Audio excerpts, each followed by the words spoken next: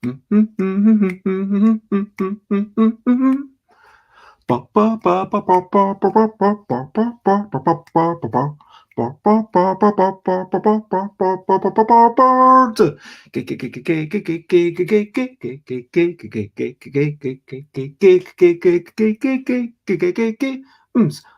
games, board games, it's what I'm talking a shout. Board games, I'm not gonna shout. Board games, that's what I'm talking about. I am starting off this streaming with a little bit of singing. And today, at the time of recording, it's Friday, and it is beautiful and sunny today. But we're going to get together for a moment, and this is, in a way, what life meant. We are just dust, body tossed, we touch, means we can be together and happy so much. It's Friendly Friday Forum for me and you, and we are going to talk about whatever we choose, including board games. Board games is what I'm talking about. Board games. I'm not gonna shout. Hello, everybody. Good morning, good afternoon, good evening, good night, whatever it is, wherever you are. And this is episode 331 of Friendly Friday of Busy Beats and Board Game Blether. I can't even talk this morning. And today with me, I've got a special guest who is Mick. Hello, Mick. Good morning. Good morning, everybody. How are you generally? Generally, I'm pretty good. I'm alive. I've had my jab. Congratulations. That sounds very positive. Yeah, I'm sorry if the camera's sort of waving around because I'm not geared up for proper like. Did you manage to find a cup or something to put it in? I'm looking for stuff in my office right now as I speak. But okay. Do you want another wee minute there? No, well, it's okay. It's up to you. But, I can just hold it like this while we're talking. Well, let's move on and let's talk about what are we, just to introduce the Friendly Friday Forum, take a little step back. This is, as always, on Fridays, as I've been doing the past few months. It's a step apart, so I don't have a guest for the whole show necessarily, or when I do, as I've done a couple of Fridays, it's always a lot more chaotic. We talk about whatever is happening because the focus isn't just on us.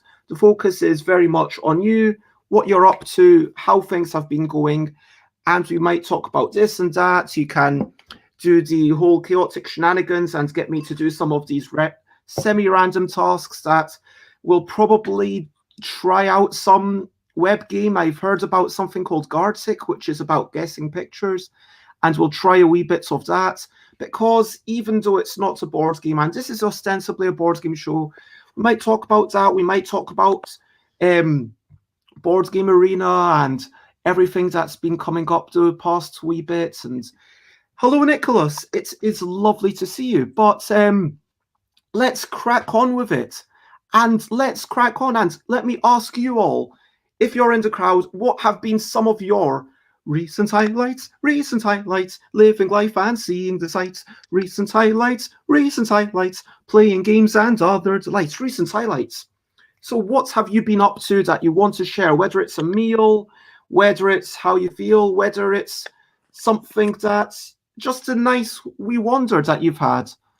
Mick, what have you been up to that you feel like it's added to your day and made you smile?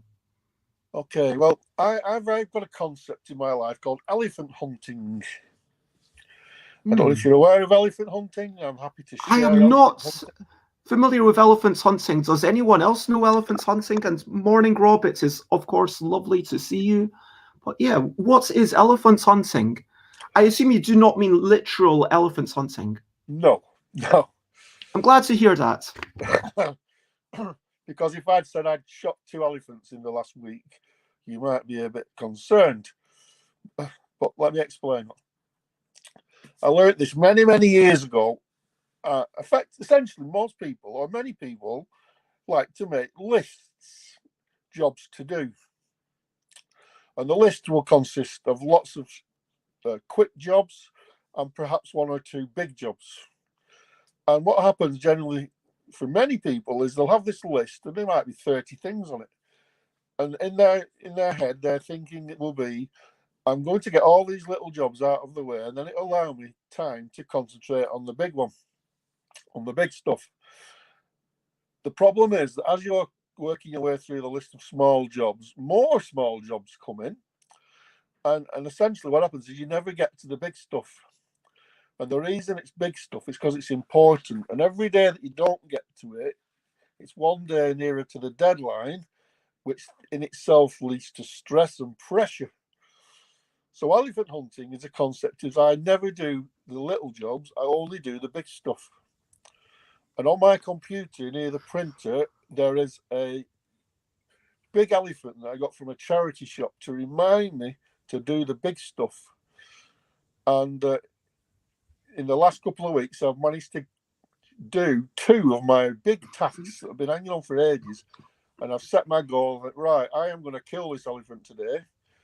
One of them, which we'll be discussing later, is the tool that I've invented. But the other, my wife written a book, and I've learned how to publish books on Amazon. And I've published her book. I've I've designed it, uploaded it, figured out how Amazon works on Kindle and all that stuff. And it went live about a month ago. And Congratulations. So that was a big elephant that I needed to do for my wife. She's written it during lockdown. And so there's an elephant, and it's no longer on my list, and my wife's happy. And that is the concept of elephant hunting. You do the big stuff. I mean, as a kind of general approach, it makes sense. And I mean, I know Rob's saying there that Rob doesn't even use to-do lists. And definitely congrats to both Mick and to your wife. But I don't know. I just feel like you have to appreciate the smaller tasks. Like there's lots of smaller tasks like hoovering the house. That's not a big task, but it has to be done because it's going to get worse and worse and these kinds of things. Yeah. I'm not saying never do the little stuff. What I'm saying is focus on the big stuff. Basic things, of course, you have to do. You've got to go shopping and you've got to do stuff. But I'm not saying that. I'm saying like... Basically, what you're saying is don't distract yourself with the little things. Yes, procrastination is a major issue for me and for many others, I'm sure. I can get it. And so when you say only do that, you're kind of exaggerating for the sake of effect. Correct. Okay. Thank you for the clarification. I do sometimes get confused when things aren't quite literal. So not that I'm totally confused by metaphor or whatever all the time. You know, I do enjoy a lot of music and poetry and whatnot. But it's just, sometimes it's, is that person what exactly do they mean by that? And especially when you've got this sort of advice, I think it's useful to nail down into what exactly the other person means. And this is a really good point. I know that Vince Vergonjon of Lucky Duck Games said a very similar thing to me privately. I don't think they'll mind me sharing this. They said to me, Bez, I'm giving you this advice personally. They said, just focus on one thing at a time. And Vince said to me, look, you're doing lots of different things, you're focusing on different games, and you're doing all these different things, but try to just finish things. That's the most important thing as an entrepreneur, actually finish those things. And yeah, for sure. So congratulations on finishing, on getting that book in a place where people are now able to enjoy it, and congratulations on the tool. This is Board Game Smart, and we'll talk a wee bit about that later on. I've shared the links into the comments, and so if people want to click on those and check it out. But I had a wee look at it myself, and I've got some thoughts, but still I've got to fully explore it and take the time to really get to know it. But this is it's version 1, or if you were kind of being you could almost call it like version like 0.1. It's like the first public iteration. It's something that it feels like a solid thing. There's a lot of work that's gone into it, and it's a whole bunch of links of podcasts that will, and like marketing advice, and whether you're a gamer and you're interested in checking out more content, whether you're a designer, whether you're a publisher, it could help you out. But we'll talk about that in a wee minute, unless you feel like there's... I'm happy to wait till the appropriate moment. Okay, so does anyone else have any recent events or highlights that you would like to share?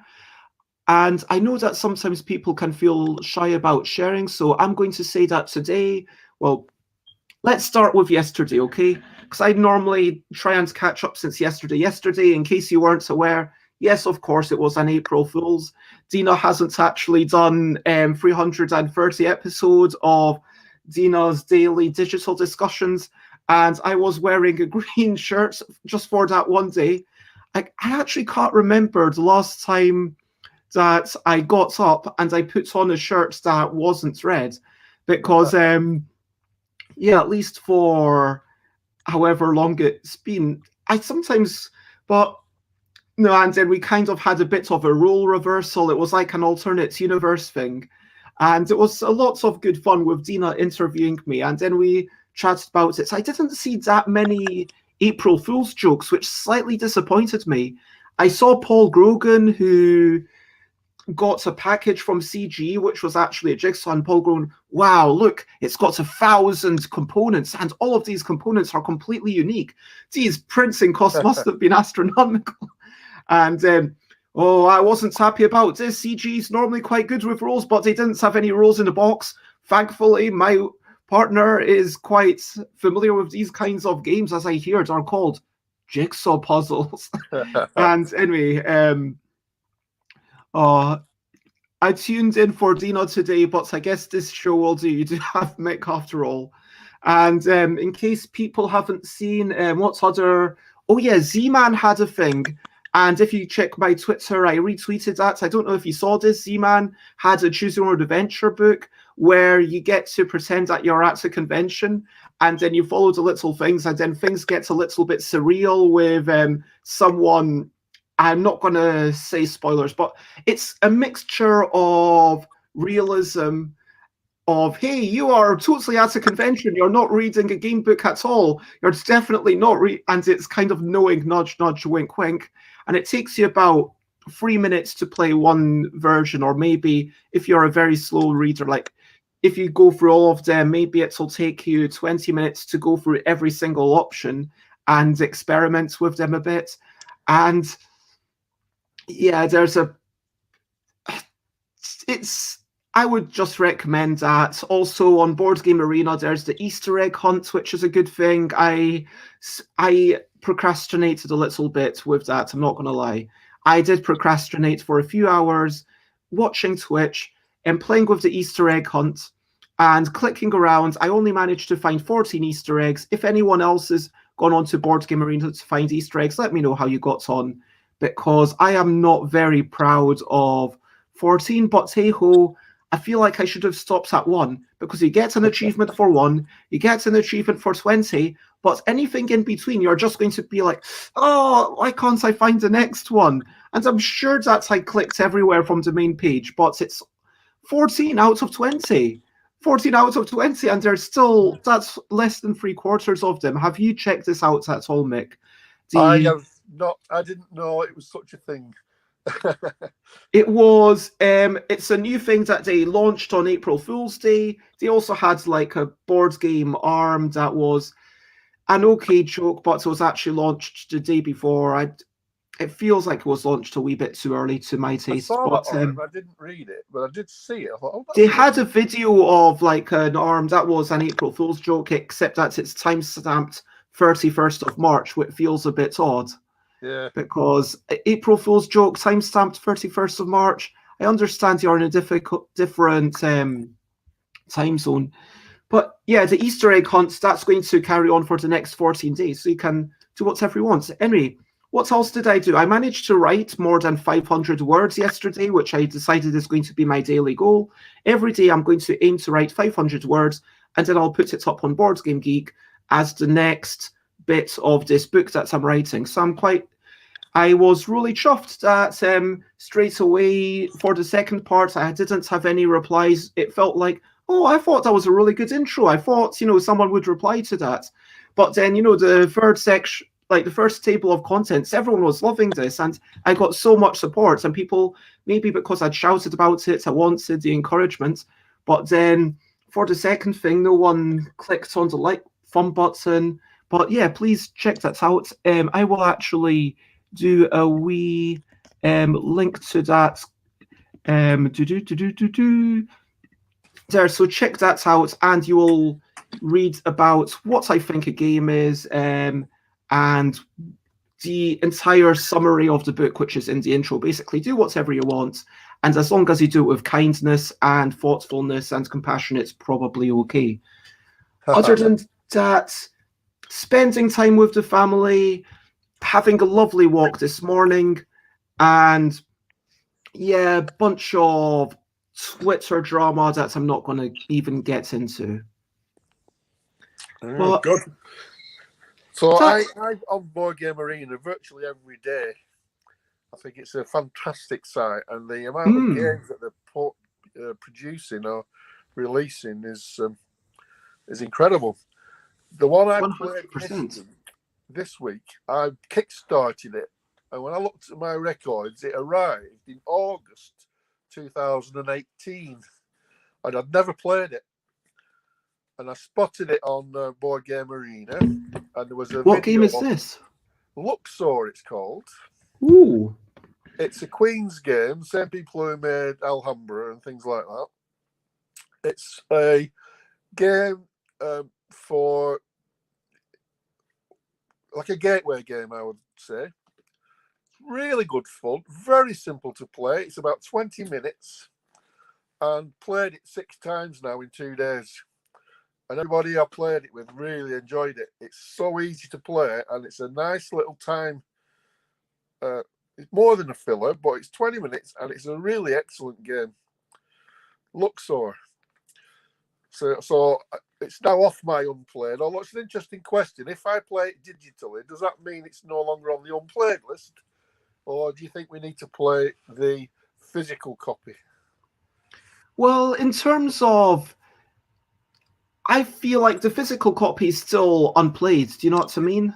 Yeah. And yeah, the physical copy, if you're looking at it from a point of view of, was it worth me getting this physical copy or not, it might still be a great game, and it might still be worth having for later when you actually get round to playing it.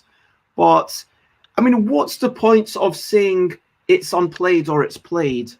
Yeah, I'm going to take a Marky Mark stand and say, however you track things, it's up to you. If it was me, the reason why I would be tracking whether a game's played or unplayed is because I want to make sure that I've actually played everything in my collection, like I've gotten some value out of it. And if you sell it, you would still say this copy is unplayed. But it's like, is it the copy that you care about, or is it the notion that you've played or not played this particular game? Because for me, I don't care if it's the box version or the digital, because I've now learned how to play another game, and after lockdown I know that my kids will play it because they've played it with me online. So in fact, in some ways it's better, because when they do eventually come to play, I don't need to teach them, because they already know. So anyway, I can recommend it if you've got kids sort of 10 years and above, maybe, or 9 years and above.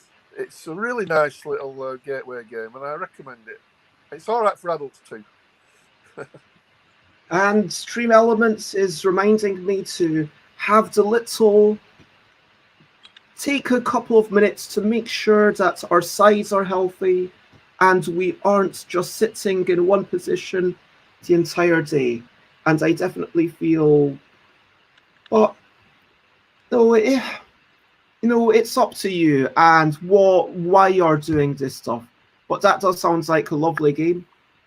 Yeah. I've not played anything in the last 24 Hours. Yeah, I, yeah, I've not played any games except for the Z-Man game. Yeah, I played Yeah. that game book, the Choose Your Adventure thing, and if you want to count the game of Easter egg hunting, so that was the games that I played. But let's move on to the questionably quick questions. So let's start off with, what time is it? Where are you? Here it is 10:21 a.m. It just flipped over, and I am in Glasgow, normally based in London, but currently I'm looking out on a pale blue sky. There's a kind of sheen of clouds going all over, but there was a good bit of sun in the sky this morning, and the leaves were glowing. It was super uplifting. It was a beautiful sight, and it was truly a delight. How about you? Where exactly are you? What time is it?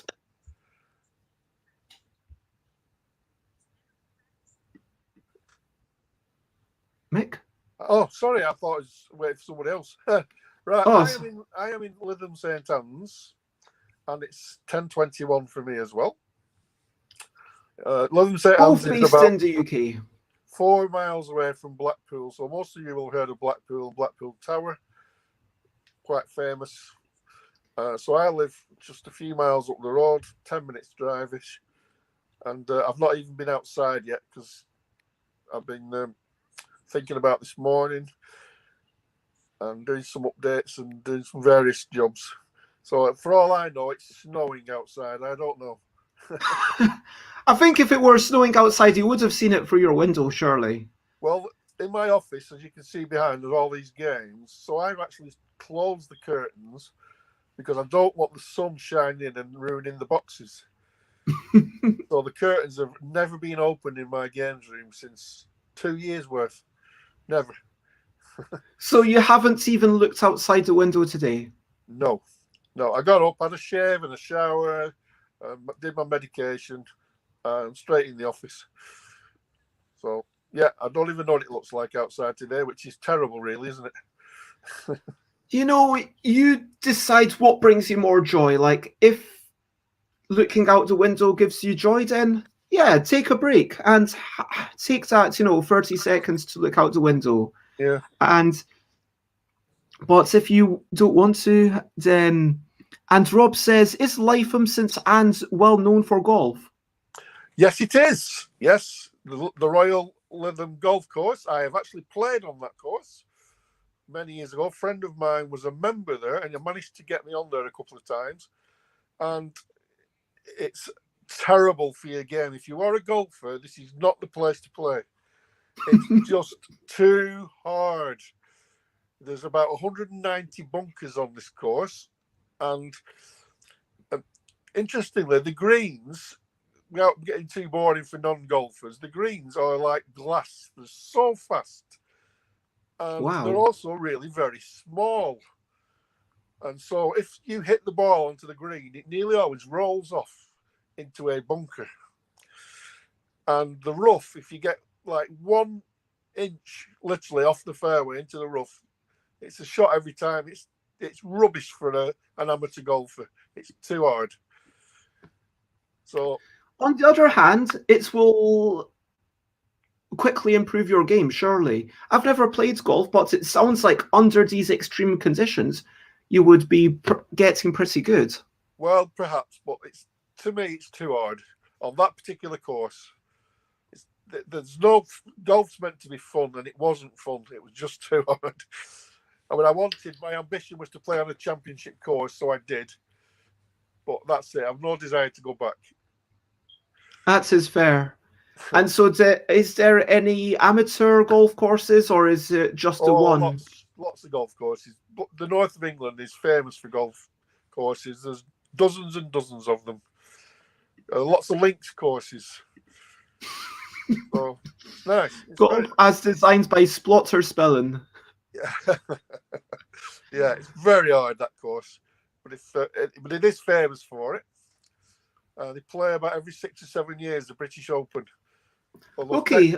Technically, you know what? Let's move on to the brilliant thing. And because it sounds like you love golf, let's ask you, brilliant thing, Why is golf a little thing which is brilliant? Golf. Why is golf a brilliant thing? I have never actually played golf. I've played mini golf. I get the appeal of, hitting the ball into a little hole, and, you've got with actual golf, I mean, it feels like you've got to be pretty good just in the first instance to hit the ball so far. Do you know what I mean? That feels like a challenging thing just to get started. Well, the beauty of golf is I could play a game against Tiger Woods and give him a game. They have a thing called handicaps, and it takes in account your ability. So if you've never played before, a couple of lessons, that's all you would need, and then you could play theoretically with anybody, and the handicap would give you a fighting chance. The main difference between the amateurs and the good players is they don't make mistakes, or they're more consistent, whereas an amateur might do 4 decent shots on the run and then 3 bad ones. So the consistency is different. But you could play against a world-class golfer. Or if you've just started, maybe you do 1 mediocre shot and 10 terrible ones. Well, that's fine, because that's how you learn. It's like anything else. I'm playing a game on the UCART at the moment called On the Underground. I own that game. By Sebastian Bleasdale? I don't know who the designer is, but they've just released it, and I've got the original version from whenever it was, and I'm playing it on UCART, and I'm getting absolutely battered every time because there's a few rules strategies I haven't really thought about, but you can get blocked, and if your trains get blocked, you basically can't go. So I've realised now this is a thing, but by practicing back to the golf, you learn these things and then you don't make the same mistake again. So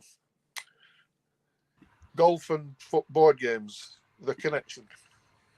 So it's on UCART. I just double checked, and it is indeed by Sebastian Bleasdale.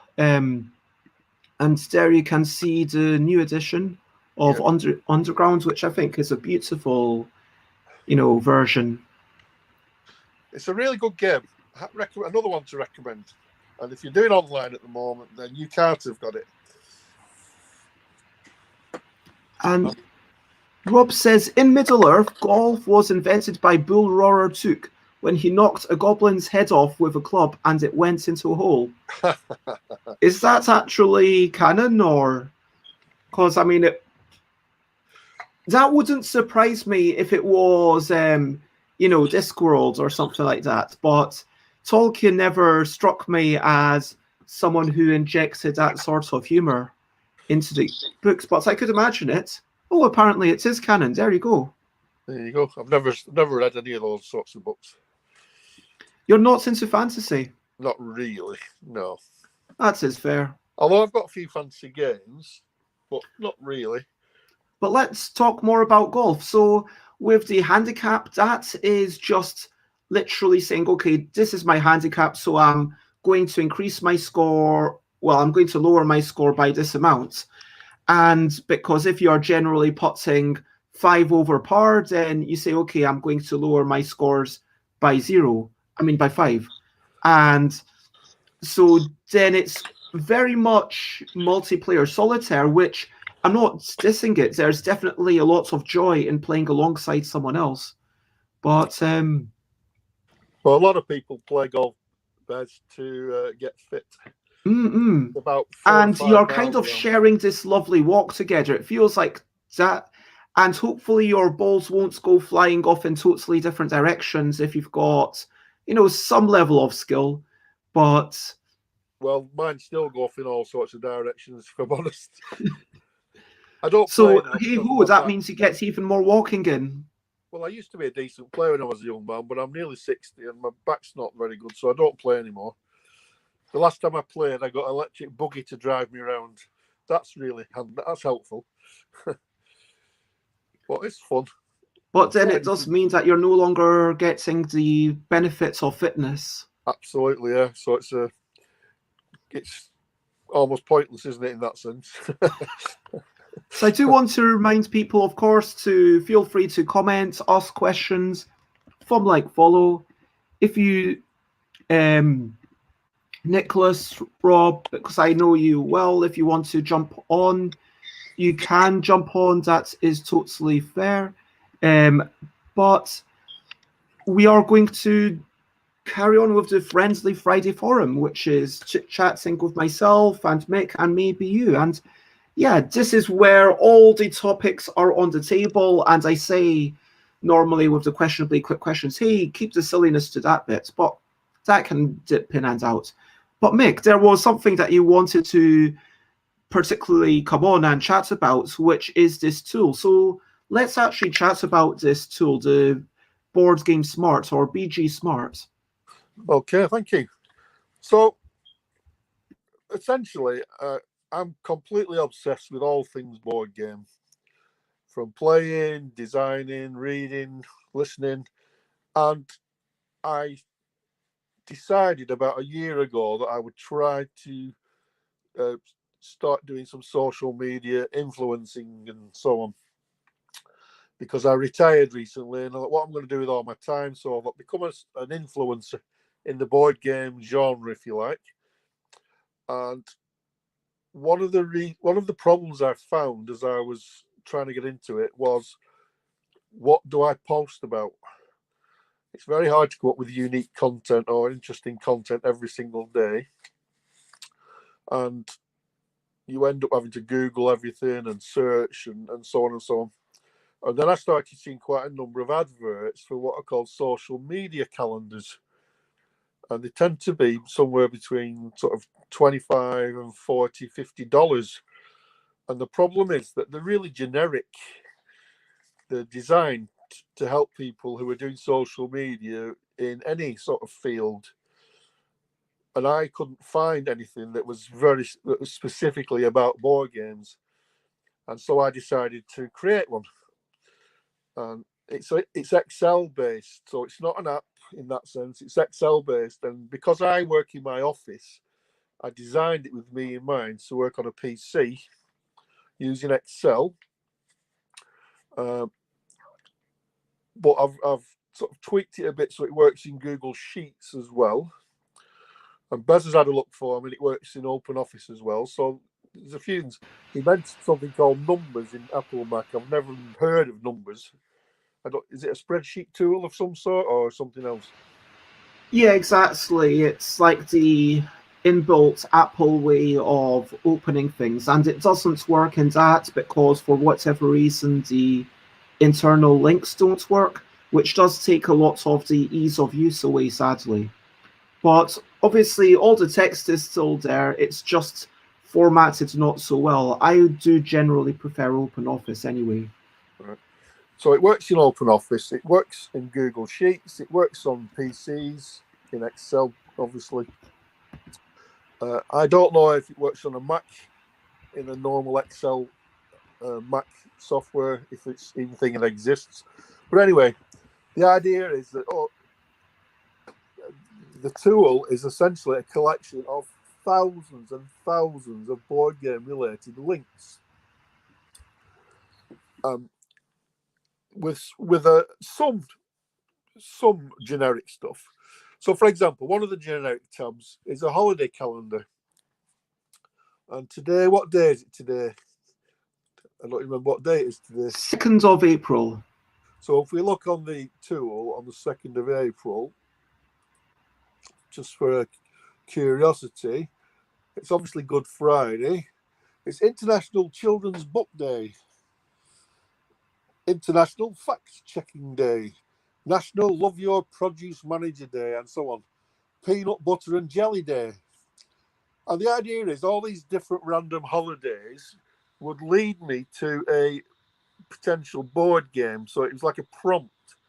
So in Instagram, for example, I could say... so if you want to create content, if you want to do reviews, if you want to put something on your social media and you're thinking, okay, what should I put on? You might be thinking, okay, International Children's Book Day. Well, I can show this is my favorite book, and hey, here's a game that pairs well with it. So or maybe Peanut Butter Jelly Day, and you could even say just Happy Peanut Butter Jelly Day, and have a little sandwich. Of course, that's incredibly American. It's peanut butter and jam. I've never heard of anyone actually doing peanut butter jelly as I imagine it, which would be a big jelly, but with peanut butter kind of randomly in the middle of this big jelly. Do you know what I'm talking about? Yeah. But it's what you could think, okay, maybe if you want to be a designer, maybe it's a daily prompt to get you thinking about one of these things. So the holiday tab has got over 4,000 holidays for every day of the year. 4,000 in total, not 4,000 for every day. That would be too much. Just one tab, and there's over 40 tabs of content. So we were talking before, me and Bez, about designers. There's thousands and thousands of board game designers. I mean, there's too many to track. And I've created one sheet with 50 of my favourites. But it's not just your favourites. Basically, what you've done is you've tell us like how you decided the 50 designers to include, how you decided the podcasts to include, how you decided the books to include. Let us know about that. So the sheets, some of the sheets, as Bez has said, is designers, Instagram accounts, Twitter accounts, podcasts, blogs, and so on. And each sheet, the content for each sheet it's almost like evolved. There's a number of things. Number one, the main thing I've put in is people that I like. So if I'm looking at a game like the man who designed Castles of Burgundy, has he done any more games? Or Richard Garfield, or Matt Gertz, Martin Wallace, people like that are well known in.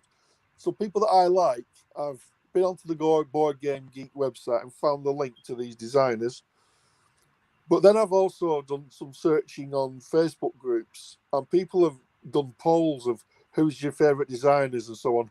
And I've looked through these polls and thought, I didn't know this person designed such a game. And eventually I came up with 50 names of the top or most popular designers based on the various polls that I've read and my own personal preferences. But I've also included a link to literally thousands of other designers. Board Game Geek has got a mega of course, like all of this information is already available out there. It's all available out there for free. Absolutely. The key thing is that what you've done is for the podcasts, for example, you've basically scoured all you've spent tens of hours for that alone, looking at, okay, what are the polls of people ranking their favorite podcasts? What are the and trying to check which ones have been nominated multiple times and putting those into this list. And it's kind of like a master list from all the information of the polls is what. So with those podcasts, now I'm going, and I got to copy myself, and just to let you know, there's a link there. That's not an affiliate link, even though my name is in there. That's a link that I guess is going to let Mick know whether this was worth Mick's time coming on or not. But absolutely not, Bez. It's worth it, and it's. But the thing is, with this, it's normally, like, just to get down to the price, like normally it's £10, which is a really cheap price. And now for this week, if you want to give it a go, it is £5, which I think that for £5, frankly, saving yourself even an hour of, frankly, even half an hour of messing around on the internet. Sorry, excuse me. Bless you. Thank you very much. So even saving myself half an hour of having to troll through the internet for this information, I think that that's well worth it. I don't get any payments or anything. I did have a look at it, and honestly, I said, you know what, Mick, just to clarify, I just want to explain the bias that's going on here. I want to say that Mick has helped me with some things in the past. Mick is credited in the rules of alphabetical because Mick did make a nice, very nice change to that game, which you can read about in the rule sheet. Mick has done some help for me at convention, and I would consider us to be friends before this. So I just want to clarify that there is a lot of bias going on here. So just before people going, oh, Bez has this stranger on. If you had been a stranger, I probably wouldn't have agreed so readily. Yeah, whatever it's like, I'll have you on, even before I'd had a look at it. B, I want people to know that I am in a way biased to say nice things about it, but I just want to clarify, yes, all of this information is available. You don't have to pay, but when it's a question of, to my mind, just getting this, and you are talking about doing updates in future, right? So you're going to have updates in future. I've given you a little bit of feedback this morning before we started recording that you said that you would be implementing into the next version. I've already started. We can talk about this being version 0.1, and so when it goes to version 0.2 and all the future editions, are people going to have access to those updates? Well, because it's new and sales are fairly limited, I can personally send people updated copies. Eventually, there will be an annual update each April, because it's like the tax year thing. And there will be a nominal update fee. I don't imagine I can afford to sell it at £5 indefinitely. Oh yes, of course. Because when the fees come out and everything, it's almost not worth it. But to get some sales out there. So this is very much just to get traction, to get awareness, and even to get initial feedback at this reduced cost. I would love people if they did buy it for £5. I mean, it's a pint of beer, isn't it? £5. Depends where you are. Yeah, like in Glasgow, back when things were, I mean, certainly if you're buying it from the supermarkets, which is what you're doing these days, you could buy a couple of pints. Yeah, nevertheless, it's not a lot, is it? Yeah, I agree. And yeah, when you consider the amount of time that you're saving yourself. So this is my quick review. This is my initial impressions, and I will probably be chatting about it at some point in the future a wee bit more, once I've had a proper chance to delve into it and to explore it with Dina and Chris, which you said that I was allowed to do. Now, with this tool, I would say that if you're a designer looking, or a person who's new to board, if you're a person new to board games, thinking of who am I going to check out? What podcasts am I going to check out? So I could definitely see some value in there. To summarize my criticisms this morning, it was mainly that some things could be done to make it a little bit more user-friendly, to make it a little bit more approachable, to say, hey, this is not just a list of all the books that are good, but here's a quick summary of why these books are good, rather than forcing us to then have to find that information. And you've already done the curation, and I think that in itself is a really strong aspect. And for myself, I know I'm actually, can I double check it? Where's OpenOffice? I'm trying to look. Okay, let's go to the index and let's go to the podcasts. I was just wondering how many of the podcasts had I not properly listened to before, because I'm definitely going to listen to those podcasts now and prioritize them and make sure that I get myself on them, whether it's to promote myself. And some of them, like Board Game Blitz, I know Ambi and Crystal personally, great people, and some of these people, it's like, okay, could I reach out? And whether it's you're looking for these people as a source of this is great content to listen to, or whether you're looking for them as, hey, here's something that I could go on and promote something. For example, Fruit Loops. Oh, sorry, I shouldn't be revealing all the secrets. No, it's fine. It's absolutely fine. But there's like, out of the list of, I see 49 here, and there's a bunch that I'm very familiar with. There's a bunch that I'd heard of, but hadn't listened to so much. And there's maybe 5 or 6 that's like, oh, I'd never heard of that. But if you're putting it in the top 50, maybe I should check it out. And definitely, yeah, I think that's all that I can say about the thing at this point. So if that's something that you do want to check out, then just on the podcast one, just as an example, people, just to bear in mind, I think there's 30 information sheets similar to the podcast one.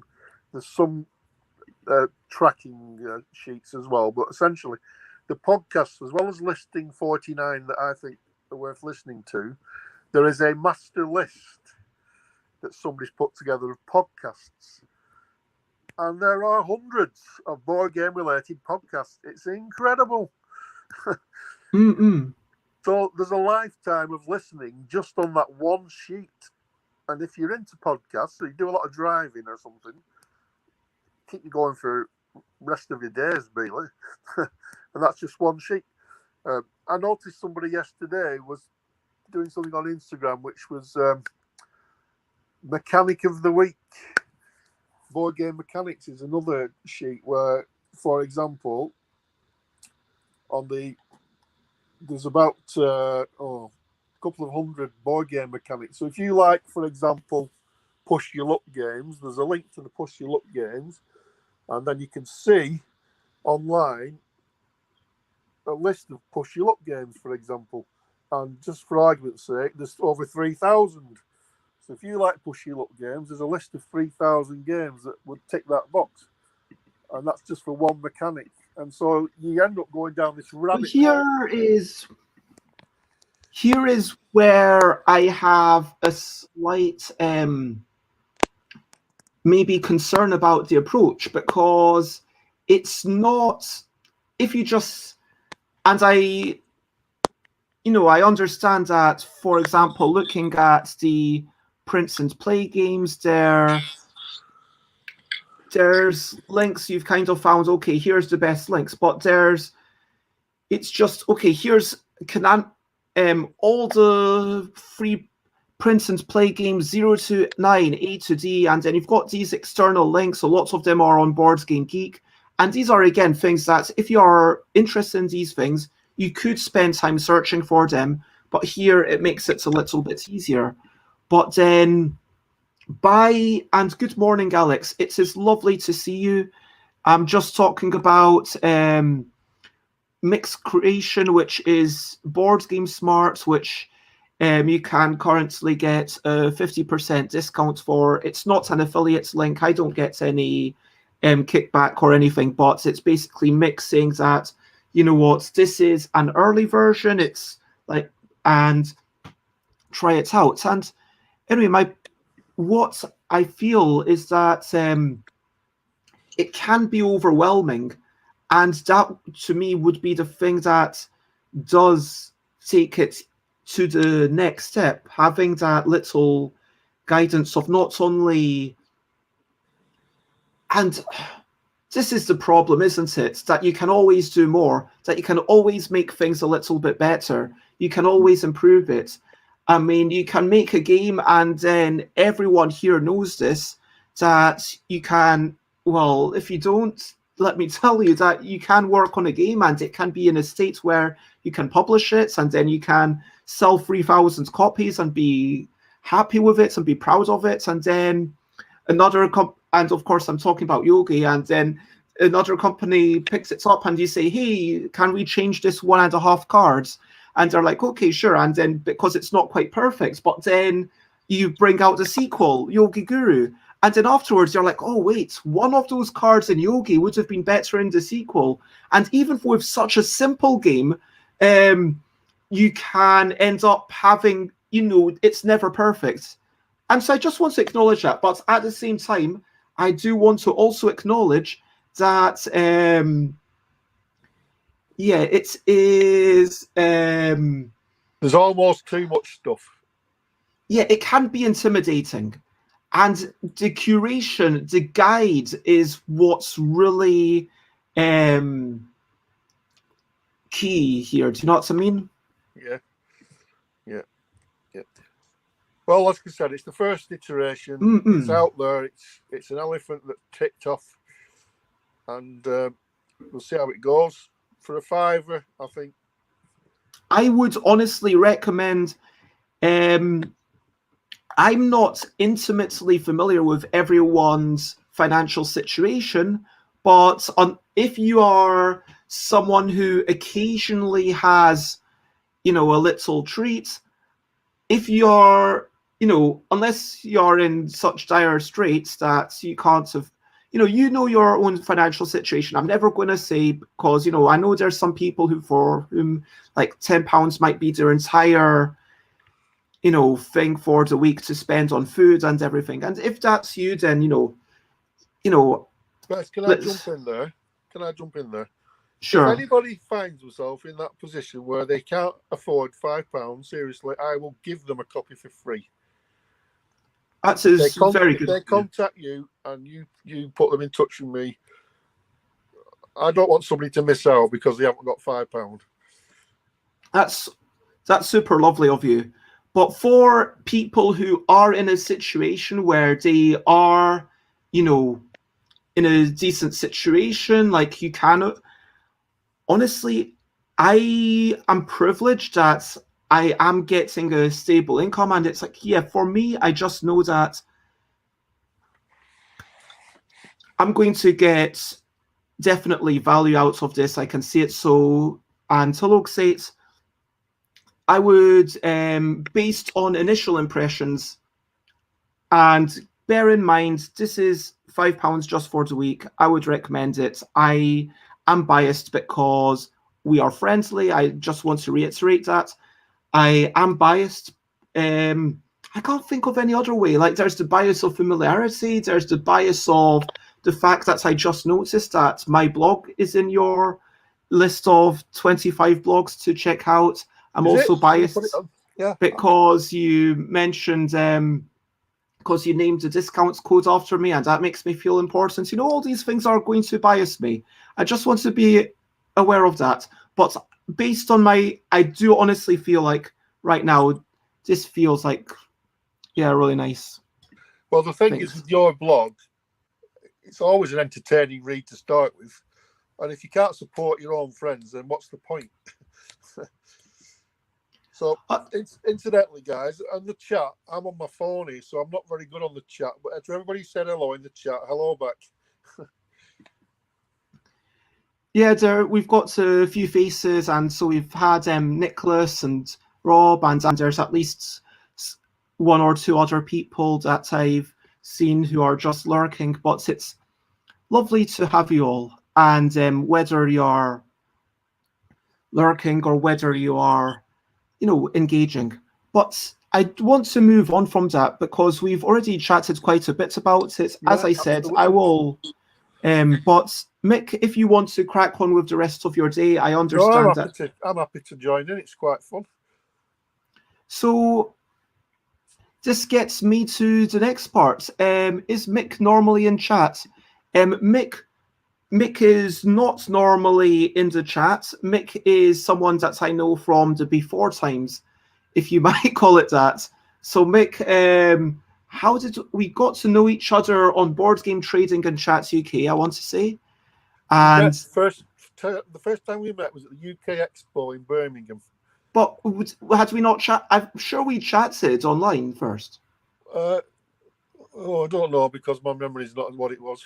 But anyway, I'm sure I remember seeing you for the very first time at the NEC. Mm. And then you put something on about wanting some mentoring or something, and I volunteered. And we had some sessions, didn't we? Weekly chats. And then we had some weekly chats where I was kind of offloading to Mick, and it was like the intention was that it might become into a working relationship, but that never quite panned out for a couple of different reasons. Then you sent me a copy of your game to test, which I did. So we did some testing, and we just got to know each other. Can I just say to everybody else who's listening, me and my wife went to Bastion, which is a board game convention in North Wales, about lovely convention. 2 Januaries ago, I think it will have been. And my wife, who's not really a board gamer, said to me that Bez was the nicest board game person she'd ever met. Bez was welcoming, friendly, kind. And I'm not just saying that because we're chatting, but my wife, who didn't even know Bez, just instantly said, top person. Oh, thank you. So there you go. Because not everybody is friendly, and that's a fact. There is a lot of friendliness in the board gaming community, though. I mean, there is definitely something lovely going on here, and I do find, look, there are, I don't even want to do vaguely alluding to things, but there can be tensions, you know, especially when money comes into it, when someone says, just because I am part of some private things and I'm quite active on Twitter, so sometimes I see things before they are deleted. And sometimes now I say, okay, interesting, that person's deleted their tweet so clearly. And yeah, someone kind of hearing that someone isn't going to pay for it. You know what? Do I talk? I'm going to talk about it, but I'm not going to name names, right? I'm going to say that, you know, maybe someone was saying, hey, I'll do this preview, but these are my costs. And then someone said, hey, we don't have a budget for this, but we'll maybe send you one when it comes to the final review copies. We'll get in touch at that point. And then maybe the media person goes onto Twitter and says, hey, if you don't pay for previews, then you are a scumbag. And then I kind of reply saying, hey, that's pretty strong. And obviously I'm biased because I have had at least one preview that I did not pay for. I've never paid for a review. I've never paid for a preview. And then there was like a bit of discussion anyway. Things were deleted because presumably the media person was thinking, wait a minute, you know what? It is a bit more grey than what I originally said. Oh, that was Mick. I think Mick's phone either ran out of battery or. But yeah, I think it's all when money comes into it. Like when money comes into it, things can be really nasty. And when money comes into it, things can be really tense and not good. And so I do want to acknowledge that. But when people are just in the hobby, when people are enjoying games together, I think, you know what, most people are nice. I think most people are friendly and welcoming. Yeah, the other aspect I found, because I agree with you, the vast majority of people are very nice, and that nothing I'm going to say now changes that. But I found oftentimes at board game conventions is that people stick with the people they know. And I think, well, why go all the way to Birmingham, say, and play with the same people you play with every week? So you find it difficult to almost break into their little group. And so I remember going to Aircon a couple of years ago, and I know hundreds of people in the board game industry, and yet I was bored, and I nearly went home. Not bored, lonely. And I nearly went home because I thought, I'm sat here, it's a Saturday afternoon, and nobody's talking to me. I never have gone round trying to get a game, and it just wasn't happening. And eventually I spotted somebody that knew me and invited me, but I was really lonely, and I'm not a shy person. I'm quite a confident person. And that's why my wife said how welcoming you were, because when we went to Bastion, you invited us in straight away.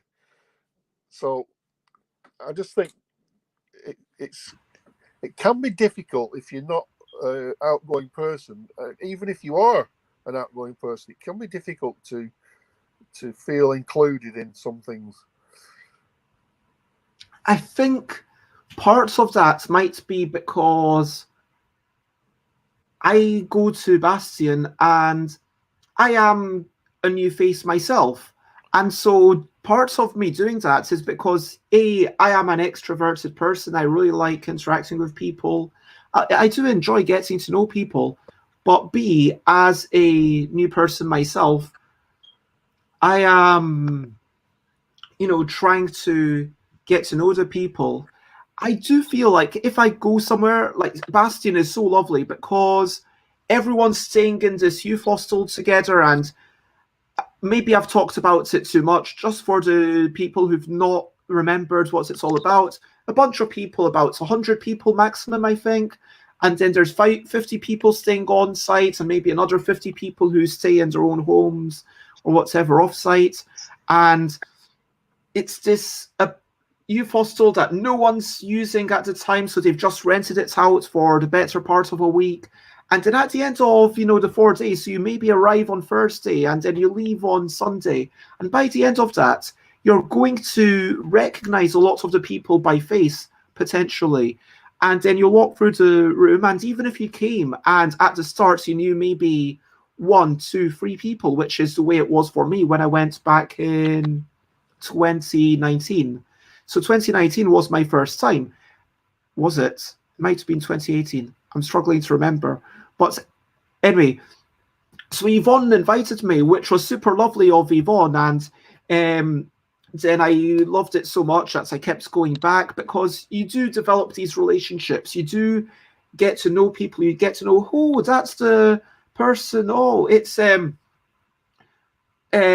Baja, and that's Dr. Baja's partner that I can't remember the name of. And I'm really embarrassed now, but it's this person that I know their face. I can even imagine their face. They've got glasses, they've got short black hair, and they're all about the Magic the Gathering. And we played Unstable together, we played Feroz together, and then it wasn't a let's compete. It was a, okay, everyone just chucks in the price of the packs so that we buy a box together, and then we draft it together and we play it together. And it was so super lovely. And the Unstable, it wasn't anyone even paying anything. It was just, hey, I've got this box, and everyone come, I've divided them already into little packs. They have been played with before, so it's not as random as if it was totally fresh. And the person who's played before does have an advantage. But hey, whereas it's just super lovely. And then you get to know, okay, here are the people who are all about these sorts of games, and here are the people who are willing to play. And hello, Le Adder Noir, thank you very much for following. It is lovely to have you join up. I really appreciate that. And we're just talking about Bastion in Wales, in Conwy, I want to say. Conwy, with this beautiful wall. And I am so looking forward to it. I'm so hoping that 2022, I can go back. Fingers crossed we will be in a state where, at least for the UK, I hope that everyone will be vaccinated by that point. And I think it's a realistic hope, right? Yeah, absolutely. I can't wait, as I'll be going as well. Definitely going. Well, hopefully we'll both be able to get our tickets, because it's been quite popular. So it's very, very popular, yeah. I've actually got a friend who just bought a house in Conway, and he said I can go and stay there for free. Nice. So that means that there will be one more ticket for someone who wants to stay at the youth hostel. Yeah. So that's great. So if you honestly, if you know I would so recommend it. And I love Bastion. That's definitely one of I can't remember where I put it, but I've got a ranking of my top conventions of 2018, and it was definitely pretty high. It's good. It's good. So it's just, in summary, it's if you do go to these places, perhaps pay a little bit of, keep your eyes peeled for anybody who may be on their own, because it's quite tricky if you're not naturally a joiner in, I suppose. This is some lovely words. Le Adronar says, I have been watching on YouTube for 30 minutes or so. Took me a while to find your channel on Twitch. Loving the chat. Well, it's been super lovely and thank you for joining on Twitch, which is a wee bit better with slightly less lag. So, yeah, I assume you play board games, so feel free to introduce yourself if you want. What's one of your favorite board games, and what are some of your recent highlights? So just so you know, Friday is a lot more chaotic than normal, and normally it's a bit more... There's always a wee bit of chaos, but sometimes I'm discussing, like next Tuesday, I'm going to be discussing development with 3 other designers, Matthew Dunstan, and yeah, if you've got friends who live close by, if you've got friends in Conway, definitely come. And I do try to get myself outside each day. I make a big effort. Sorry, yeah, definitely, lad, or definitely feel free to join in the chats as you wish. But I just want to respond to this. Definitely, Conway is so beautiful, and it's such a lovely vibes. And I think because everyone's there together, and it's all community run. If you want to run 2 rooms in the boom, you can. If you want to run a game of Twilight Imperium or Eclipse, you can. You just say, okay, this is what I want to run, and see if people join in, and it's the perfect spot. I remember playing Eclipse with Tony Boydell and like 4 other people, and I played that. What's the big trading game? You know, the one with Sidereal Confluence. That's the one. You know Sidereal Confluence? Yeah, I traded mine away, to be honest. Is it because it's just a bit too long and you didn't get it played often enough? I found it confusing, and I didn't really get it, if I'm honest. That's totally fair. I mean, it was definitely a lot to take in. And playing it just once for me was, whoa, there's so much going on. But it's probably the most in-depth trading game I've ever played. It's got a lot of asymmetry, which really makes the trading work because, hey, you want to get rid of your oxygen. I can't remember the name of the actual things. It's kind of sci-fi fantasy, and these other people can do this, but then everyone's got these... Some people have these crazy abilities, almost like Cosmic Encounter, and it takes about, I want to say it took us 3 hours to play, something like that, and maybe longer. We did have a bit of teaching, and then... But it's just such a joyous experience, and it's one of those that I'm not going to buy it. I'm not going to get it played often enough, but it's lovely having this day with these people playing, whether it's something... Sorry, I just can't stop gushing about Bastion. Good. Well, hopefully we'll see you there. I know Yvonne well. I know Yvonne very well. I met her at Bolton Gnome, at the Gnome convention. Oh, yes. Which is gamers north of Manchester, Gnome. So, yeah, and her husband, David, I think, or David or something like that. Nice guy. So, yeah. And there's almost a tradition now at Bastion that on Saturday there's a cheese group. So if you really like eating things, then you go on Saturday and everyone's got to bring some cheese or some crackers or some meat or something tasty for the group. Do you know what I mean? Yeah. Alcohol is allowed. No one's meant to get drunk. If you got drunk, it would be like, I imagine some of the organizers would be there to say, hey, don't be disruptive, don't be an umpty, basically. Yeah. But, if you want to have a few beers, like bring them in from whatever. But I brought a couple of bottles that I'd brought in from Germany, and we shared that with the mead. And then other people brought all these fancy cheeses and fancy oats cakes, and someone had a fancy port. And it was like Leanne, we were like from Big Cock, and all these wonderful people, just because, yes, we enjoy games. I also make time to walk along the walls, and you can actually walk on these old castle walls in Conway. Is that not kind of incredible? Just being able to go up a staircase and then walk along the castle wall and then go down, and it's so beautiful. And make time to actually take, an hour. Like at some point, I got there really early on Thursday just so that I could. I basically go as early as they let me come in, just so that on Thursday I can have a bit of a wander. I take a very long weekend. I take, Thursday and Friday off, and obviously Saturday and Sunday. And Whereas every other I am biased because most conventions I go to, there's a little bit of I'm there as a designer, I'm there as the designer of Yogi. I've got to do a bit of work. Um, I'm but can because I'm not there as a publisher, I've got a bit more time to wander around. So I do enjoy it. Maybe it's just it's there's definitely a lot of I am there just to enjoy games, so I get so much fun.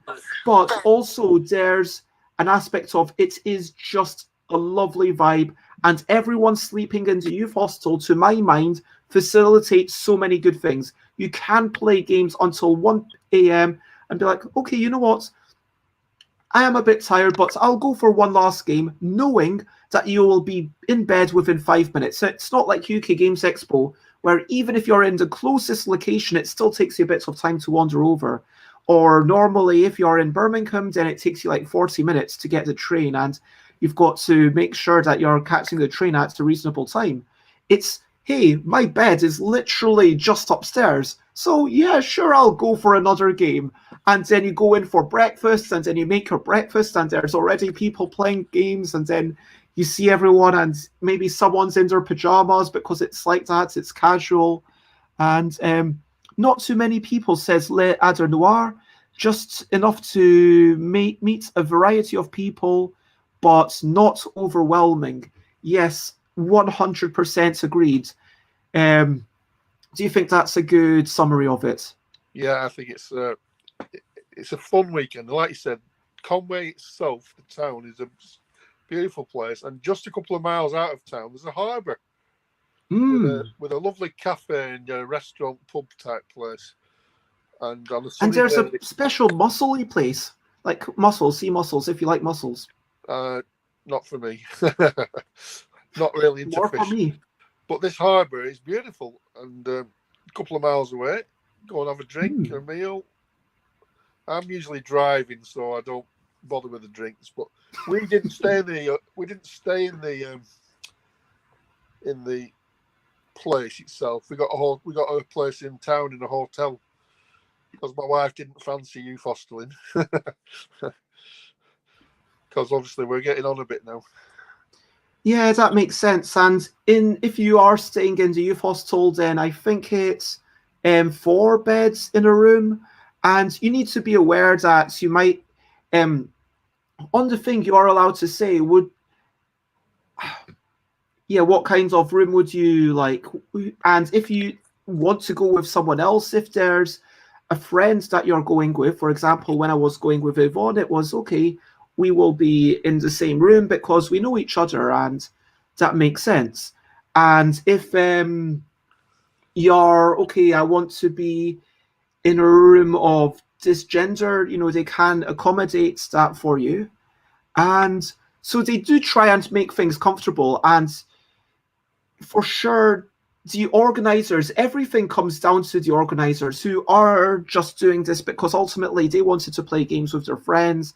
And it's like, hey, maybe we don't know you, but you can be a new friend. And I think this is what board gaming, more than solo dancing, but maybe not, similar to partner dancing, because you've got to do it with other people, it forces you to get to know people. Back in the day, when I say back in the day, I mean just over a year ago, like 13 months ago. What's the date? Yes, 13 months ago, before lockdown, I used to be super into swing dancing, right? And as a result, you start getting to know people. And then I went, and Avivor, for those who don't know, up to 4 players, artist for some RPGs, and is actually also a swing dancer. So we ended up meeting, and then when you're dancing, yeah, you have a wee bit of a chat as well. But you've got to be a decent human. You get to know other people. And in the same way that you get to know people through the medium of playing a board game together, because you see how do you win? How do you lose? Is there a point where during this game you're going to throw a tantrum because you're not emotionally mature? Sorry to say that, but there are some people who that might apply to. And then you think, okay, maybe I'm going to avoid playing with this person in the future. But maybe you do kind of mention it to them, but only if you know them well enough. I don't know. Those kinds of things are all quite difficult. But sorry, I'm going off on another wild tangent. But in the same way that you get to know people through the medium of playing board games, you also get to know people through the medium of dancing together. And so I think that these two hobbies are quite similar in that they tend towards getting to know more and more people. But I would say that the thing about board games is that because of the variance. Oh, have we lost you, Mick? Oh no, just your picture froze for a second. But I feel like I definitely get a stronger connection through board games because it's not just, okay, through a dance, what do I learn? I learn how forceful you are. I learn, can you communicate? Can you take the lead? Can you listen and let someone else take the lead sometimes? Can you, yeah, are you empathetic? That's a really valuable thing. But then on a board game, I think it's okay, can you wait to take your turn? If it's a trading game, how well do you trade? How well do you discuss things? Are you comfortable with lying? Are you comfortable with bluffing? How much do you push your luck? Are you a risk taker? Are you a strategizer? Do you rush into things? Do you take your time to think about it? And how do you win? How do you lose? I think that because there's more variance game to game compared to dance, after a day of dance, I think I would learn marginally less than after a day of gaming with someone. Just commenting on dancing, I would like to nominate myself as potentially the world's worst dancer. I'm terrible. Oh man. Terrible wow. dancer. I don't like it. I don't enjoy it. I don't like doing stuff that I'm no good at. And boy, am I That's rubbish totally at dancing. fair. I'm terrible at dancing. Just saying. So you're also going to stay away from my from any board cards games that might be about contortion, or maybe any hypothetical board game that might involve a bit of real-time dancing. The games are fine. It's just the real-life dancing is not my thing. No, but I mean, I don't think this is your thing either, is it? I can't see that really. Yogi. I've never played it. Have you not? No, I don't know why I never got around to getting a copy of that. Maybe you were going to send me one. I don't know. I can't remember now. Oh, you know what? I don't imagine it will be your thing, but is it a card game? So let's see. Okay, actually, it's been quite a while since I've explained it because everyone's just, oh yeah, of course we know Yogi. So in Yogi, you've got cards that say things like one finger touching nose, one finger touching ear, two hands touching, this card on top of head, this card on top of shoulder, and then you've got and one hand touching knee, and then you've still got to draw your next card somehow. So it is literally. I like stuff like that. I can be daft. Particularly when there's a pint involved. That's something you could play in a beer garden, isn't it, I guess? 100%. Yeah. And Le Adder Noir says that they might be able to give you some competition for World's Worst Dancer 2021. Well, we're not going to see, are we? We're not going to try. Doesn't have two left feet. Le Adder Noir has 7 left feet. Wow. Well, perhaps he wins. But she or they. Sorry, I can't say. I don't know what gender Le Adder Noir is, but if you're not sure of someone, I just go for they because it's the. If you don't know, but I apologise. Well, yeah. No, let us know, Le Adder Noir, what your pronoun is or what your pronouns are. If you would like to share, if you don't want to share, that is also totally okay. And sorry for making it weird if I am making it weird. So let's yeah. Shall do. That's fine. And Le Adder Noir is indeed a he. Cool. But it's just it can be problematic to assume that people are a he if you don't already know them. Well, in risking getting into trouble, I think females generally are better dancers than men, from my experience. You talk about dad dancing, don't we, and at weddings and so on, and it's pretty shocking. The ones I've seen. Oh, some mums can be pretty bad as well. Yeah, But yeah. But anyway, let's move on before I get into trouble. no, it's all good. I was thinking of, in the absence of any questions or anything from anyone else, I was thinking of trying out a wee game that I've never tried before, because people who are regular might know that I have played a thing called Words on Stream. But I also, yeah, they've got something called Gartic, which is about drawing, which sounds quite interesting. What was my favorite style of swing dancing? I don't see. This is the thing. I did it very casually. I did it for just over a year.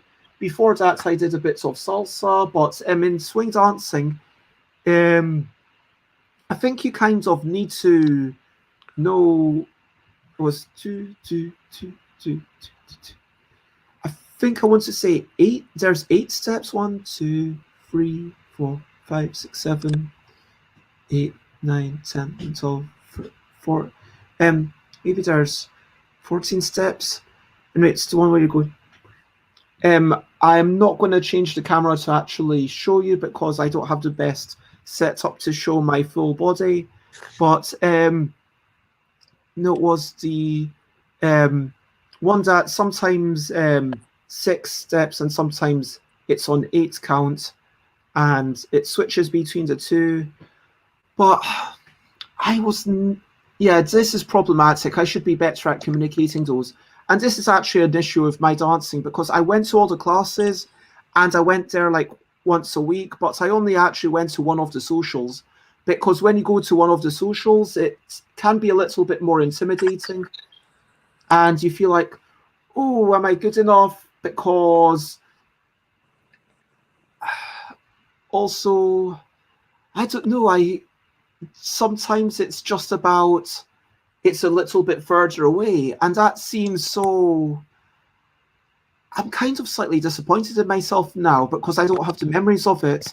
You know, if anything, this lockdown, by denying us all these things, does ask us to value what we enjoy. And it's made me realize, yes, I should have been cycling that 40 minutes to get to the social and spending a wee bit of money to get to those socials, even like when it's, you know, a tenner and then you get in, and it can be enough to make you think, oh, maybe I won't go, because I know that when I go, I might not be good enough and I'm not sure how I'll find it.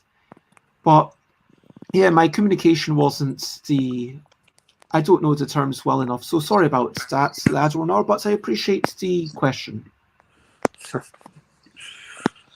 But so if you have any questions about low latency terms of service, I am going to put this window into another window so you can see it. And is anybody up for playing a game called Gartic, which is apparently all about? Is anyone here a Rowan Atkinson fan? Yeah, 100%. Are you a Rowan Atkinson fan, Mick? A what? Rowan Atkinson, you know, Mr. Bean, Blackadder. Oh, he irritates me. Mr. Bean irritates the life out of me. Oh, I can't stand him. So irritating. Wow. Sorry. Very sorry. But there you go. You're entitled to your opinion. I do very much enjoy it. I watched him once getting changed. He was in a car driving, and he was getting changed in the car whilst driving, and it was driving me mad. It's a very strange man indeed. But so there you go. It's not for me. But I mean, I can see my grandchildren loving. They make me laugh. They laugh like mad when they're watching. So slapstick, I guess you would describe it as, wouldn't you? Yeah, it's kind of, yeah. I mean, I did kind of think, and I think that was maybe why Alex brought up that question. But I think that it's, I don't know if I would describe it exactly as slapstick, because there's no physical violence. There's a bits of surrealism. There's quite intelligent humor in Blackadder for sure. Now, Mr. Blackadder was Bean, okay. I don't mind Blackadder so much. It's Mr. Bean that's the irritating bit. I find that really irritating. Mr. Bean as a character is incredibly unlikable when you, in the episodes where Mr. Bean actually has to interact with members of the public, you do realize that Mr. Bean is actually an incredibly selfish person. In the films, they lowered that down quite a bit, and I think that in the films, they make Mr. Bean more likable, and Mr. Bean actually has some affection for other people. But in the TV show, I think Mr. Bean is incredibly obnoxious at the times. Right. But for sure, I think that, yeah, it's the gurning, it's the facial expressions, it's the taking things to their more extreme level, it's the clowning around that I believe is really interesting. Yeah. Well, I've never watched anything long enough to get any real opinion because it's just really annoys me. Let me see what this is all about. I have never played this game, but apparently hit the drawings. I think so. This is a game that I thought I would see what it's all about, and I think this must be a game about guessing what the drawings are meant to be. So I guess the maybe like number 3 is Japan or something, I don't know, or 3 is chips or French fries. But whoops, French fries. Yay! I was correct with French fries, and that was indeed a torch. So that is how this game works. And so you're all playing it. You're all playing it, are you, at the same time? How did somebody else fill one in then? So other people can. I guess this doesn't have the lock. Adder Noir, well done for getting fork. Salad dressing. What's that? Australia? Map of the world. Oh, yeah, it's Australia. Yeah. No, apparently it's not Australia. Australasia. We've got to guess of toys, and yeah, I don't know what that's number 3 is. I have no idea. No, wait. Is that? Oh yeah, because that is Africa. Because left would be the North and South America, of course maybe. It's Africa. It is Africa, of course it is. But Alex has already put Africa into chat, and yeah, apparently that was wrong. So keep of good hope. This seems a lot harder than the other game. So Mick, this is where if you want to join in, you would go onto your computer to the twitch.tv/stuffbybez. All right, no, I'll just watch and comment. But we had a comment about jump in and watch. Mr. Bean accidentally conducting a brass band. Is this co-op? Says Le Adder Noir. Yeah, it is co-op. You're just kind of trying to see how far we can get. I think this is a lot harder than words on stream. Let's restart and see what happens. Let's give it a couple of goes and then decide what we think of this game. We've never played it before. but let me actually. That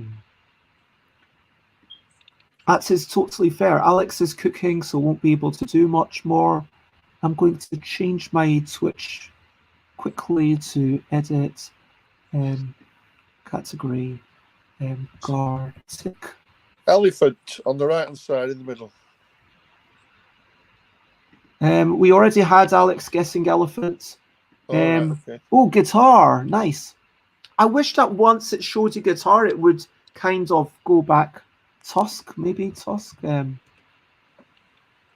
No, it's not Tusk. The Incredible Hulk, Bear, wrist. Yeah. This is my thing. Like, I would, once you get the word Is that an wrist. apple next to the wrist? Apple. It's definitely not Apple. It's what's that? Is it puppets on number 2? Marionette. Marionette. Oh, it could be marionette. Oh, it was marionette. Well done.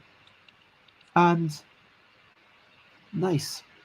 Is it a green apple? I wonder. It's wow. It says green apple, so sometimes you have to do more than just one word. Wow. Okay, so sometimes there's more than one word. Is it Incredible Hulk? Indian elephant. Someone feel free to type in what Mick's saying. Muscles. Okay, so we at least managed to get to level 2. And so, yeah, this is well done on Alex and Le Noir. So, I don't know how these drawings are generated. This feels like probably elephants in the room. It could have been that. Cheese. Triangle. Star, cheese, frying pan. Maybe it's a frying pan. Oh, pirates. I found pirates. Yay. Cheese. Oh, well done, Alex. Frying pan. Chips. Oh, pancake. Surgical sock of some sort, isn't it? It supports starfish. Nice. Nice work. Support sock. Instep. Oh, it's no, it's not. Tea. Nice work. Is this one. Yep, it is a newspaper. Yeah. Shy. Oh, boom! I found shy. Building. Okay, is that? Well, is that a duck or a pigeon or something on the first one? Top left. Oh, maybe it's a chicken, or a hen, or a cock, or. Chicken looks good. No, it's none of those things. Chicken dipper. Chicken nugget. We need one more to get to level 3. No, that's it. Level 2. I mean, we got to level 1 on our first go, which basically means we failed straight away. Our number 2 was second go, we got to level 2. Should we have one last game? And I will genuinely call this the last game. Okay. I'm okay. Whatever. Happy. This is going to be the last game. And so let's go once more. Coffin, vampire. Yep, coffin. Boom. Is that a magnifying glass down the bottom middle? Someone wants to type that in. I'm just trying to type in bicycles. I'll go for magnifying glass. Yay, it was. Well done. And Eagle, number 1, top left. oh, nice work. It was eagle indeed. What's is that Tour de France? Maybe. That could well be. Velodrome? No, velodrome. No cyclists. Oh, I have no idea for number 3. Bike race. Good work, Ladder Noir and Harper Rob, getting buckets and yeah. Oh, drum kit. Oh, drums. I would have gone for a drum kit. What? Mouse, left click. Is that a wolf? Wolf? Oh, wow. Rob's and everyone's just knocking it out of the park. And what's wood? With this one, it's a lot harder to remember what we've actually found and what we've not found so far. So you've managed to get 12 out of 7. That's impossible. Good stuff, everyone. Chimney, wow. Oh, wow. And we skipped 2 levels. So this is skipping 2 levels. So we go to level 4. And myself remembered that's anything that's I typed, it might have also come from Mick. So our score should be halved, if anything. Ladder Noir really pushing us up. Rob, thank you very much for joining in. And yeah, I agree. Like, once you've got the word, it would be nice to say, hey, here's the word, here's the picture, here's the word, here's the picture. It does feel a little bit less satisfying than words on stream. But let's finish this game and then ask everyone what we thought of this. I am going to do exclamation mark continue to because and then we'll see how it goes on to level 4. Okay.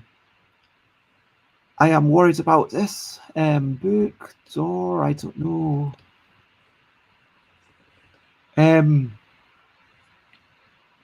Oh, no, it's all good. Thank you very much for being a typist and oh, how about that? Yes, doorbell. That was doorbell. It's a bit slower, the drawings this time, aren't they? Maybe that's what happens. It makes them slower to make it harder. Number 3 on the middle, in the middle one, on the right hand side, it's a skateboard thing. Flip, half pipe. It's something to do with skateboard, isn't it?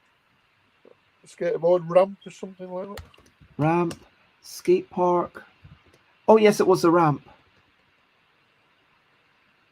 Flower bed. Shouting. Flower. Is flower beds 1 word or 2? Oh, I don't know. I guess it could be both. This one's really hard. I don't think we're going to make it this time. Hoover. Top middle is surfer. No, people have tried surfer. People have, and that's not gone in. Oh, you found vacuum cleaner. Okay, nice. Yeah, you need to be very specific. Like vacuum didn't work. Vacuuming didn't work. And vacuum cleaner. Is that a bus stop down the bottom right?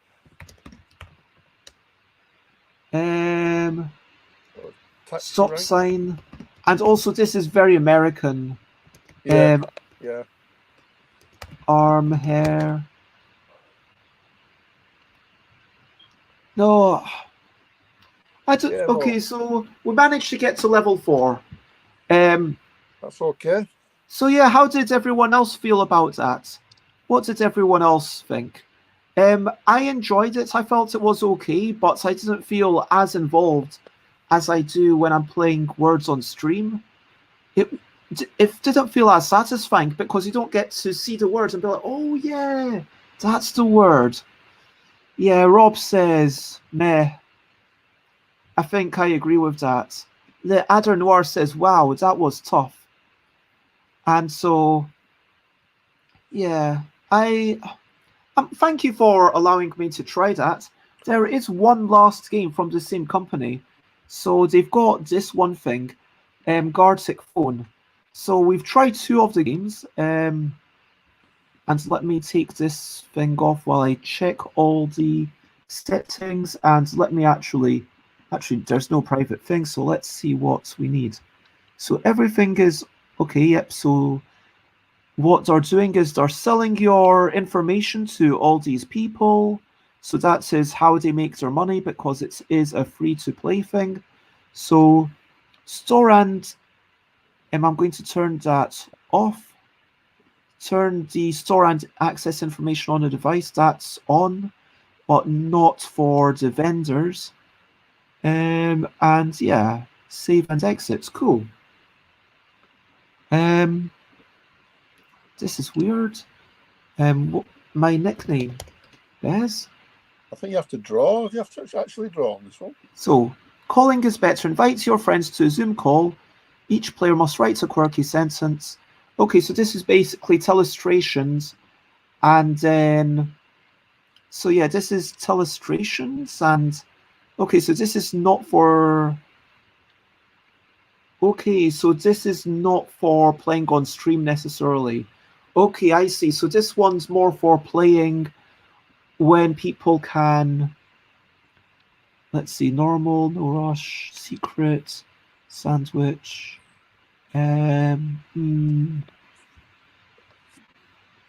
Yeah, this one is basically just telestrations. Okay, so let's take that off. Alex says, these sorts of games where you're typing is always harder with your folk. Adder Noir says, the game was okay. It needs some sort of system for accepting similar words. Yeah, I agree. It felt incredibly frustrating because when you've got Pictionary, if someone says birds and the answer is bird, you're going to accept that, right? Yes. Like if someone pluralizes, or you just say up front, everything is singular, just so you know. Or birds and bird should just be the same thing. Anyway, vacuum and vacuum cleaner. Like, would you accept that? It's... Yeah, was it surf, surfing, surfer? No idea. And none of those worked, I don't think. I was like, oh, it could have been surfboard. We never actually tried surfboard. But yeah, and that's the thing. Like with Pictionary, there's the back and forth. Like one person's drawing and then the other person people are, you see that someone saying surfer and then you say, and then you tap the actual board and then you draw a board and you know that they understand it's a surfer. Now you draw the board. And there's that back and forth. And I think that this was Pictionary, but without the back and forth, without that human element, and without that human element, it just didn't work very well for me. I would say on that, it's okay, but nothing more than okay. And because of the sheer multitude of alternative ways of spending time, very unlikely to go on that site again. I do like words on stream, although I must admit, knowing that Idol Michael managed to get to level 50, I'm not sure, although we can still work on our best record, because words on stream I did actually genuinely enjoy a lot more. And I am going to try maybe words on stream. If anyone also, if you have any questions or if you want to bring anything up or jump in, then feel free. But yeah, assuming that Alex isn't joining, I think, with the no Alex handicap, it's like, okay, divide the numbers by 10. So if Alex is here, we aim for level 20. If Alex isn't here, we aim for level 2. That's the rule. Because Alex is just incredibly good at words games. So let me try and... Sorry, where's it gone? Play. No, I don't want to play that. Choose the platform. Okay, I've got to click the Twitch button. And someone's got... Did I change my stream category? Yeah, I changed my stream category to Gartic because, but let me change my stream category to Word on stream. So let me let me change the title as well. Playing games and chit-chatting. Are you heading off, Mick? Well, there's only Because another this 10 one, minutes. there isn't much point in you being around if you're, not able to type yourself. Okay, well, I'll leave it for now then. Thank you for the invite. It was lovely to have you, and if you're on the computer, you can always, and wait a minute. We've got one special question for you before you leave. Would it be okay if Mick gives us a quick peek at his giant piles of board games? Okay, I'm not very good with the camera, but I'll give it a go. Let me just see. And if you rotate your camera horizontally, Mick, then that does help. And how do you turn it around so it's looking at the other? For this one, you can't. But leave it like that. And okay, so now we've got it horizontal at least, and I will make you big. And now you'll have to turn, and I will tell you what we're seeing. We're seeing your ceiling. Just a minute then. I can't see. Okay, so we're seeing some Fincha, Puerto Rico. Whoops, gone a bit too far to the left. Okay, so we've got Fincha. What's Trois? Manhattan. So talk us through these games. Which ones are your favorites? Oh, well, this is on this pile that you can see. Orleans is a good game. My current favourite on this pile is On the Underground. We've got a couple of Ticket to Ride. Evolution is a good game. And down here, there's loads of war games. I'm very much into war games, block war games in particular. And then up over here, I don't know if you can see a lot of the big box games like Shogun, Age of Empires, Fresco. I know there's a lot of love for Scythe. Scythe is Hotel Tycoon. That's very old game. Shouts out for Concordia in the chat. I definitely loved that. Was that Castles of Mad King Ludwig? Have you ever played Between Two Castles? Yes, I've got it somewhere. And then lots of Dixits. Can you see all these jars? Yep, prototyping bits. Yeah, loads of them. Then this shelf here is the latest Kickstarter stuff that's arrived. At Luxor, the one I mentioned earlier. Apparently, Obsession is quite popular. Can you see that? Yep. We are seeing it perfectly. And there's Venice from Braincrack Games. 504. I'd love to have a copy of that. I know it will. I really respect what Friedman Fries did there, even though some people argue that it's not actually very fun. Well, it's not. It's okay, but it's quite hard to get your head around the rules. I played, I think, 2 or 3 games of that with different setups. So I've played maybe 3 out of the 504 variations. Yeah. And then what I've also got, because I'm thinking of selling this, I'm not quite sure. Can you see in this plastic box? Yep. Is Seventh Continent. Oh, yes. The original plus the expansions. Only played it a couple of times. They're like absolutely perfect condition. And I think the things are painted as well. And you're being asked if you've played Skull Tales yet. I haven't. Somebody asked me that yesterday on my Twitter. I posted a picture on Instagram, and they said their favourite of the image was Skull Tales. I've not played it yet. It's on my list. Recently, I've been playing Trekking the World and Downforce. Pioneers is quite good. I see there's the new Dice Hospital expansion, Endeavour, and so, I think there's a lot. I mean, that's just the so. Yeah, that's his. There's all these at the back as well. Foothills, is that from Tony Boydell? Yeah, it's quite a good game. It's quite a long game for what it is. And I'm going to make you normal size again. Okay. But it's been lovely having you, and thank you for showing us a wee bit of your collection. And yeah, I'm thinking of selling some because I'm out of work now, and I'm thinking I've got all this money sat on shelves, so I maybe start selling a few. So I'm not decided yet because they're like my babies. that's totally fair. I think there's definitely a point where you need to say, okay, am I actually getting any joy from this game being here? Because if you're not, then Yeah. Anyway, I've really enjoyed it, and no doubt you'll see me again. Now that I know where you are and what you're doing, I will hopefully, if I get some time, I'll try and jump on again. Yeah, like for sure on a Friday, everyone is welcome, but also any morning, please do join in the chat. It would be lovely to have you join us. I guess it's the links reel, isn't it? I don't know where to find you.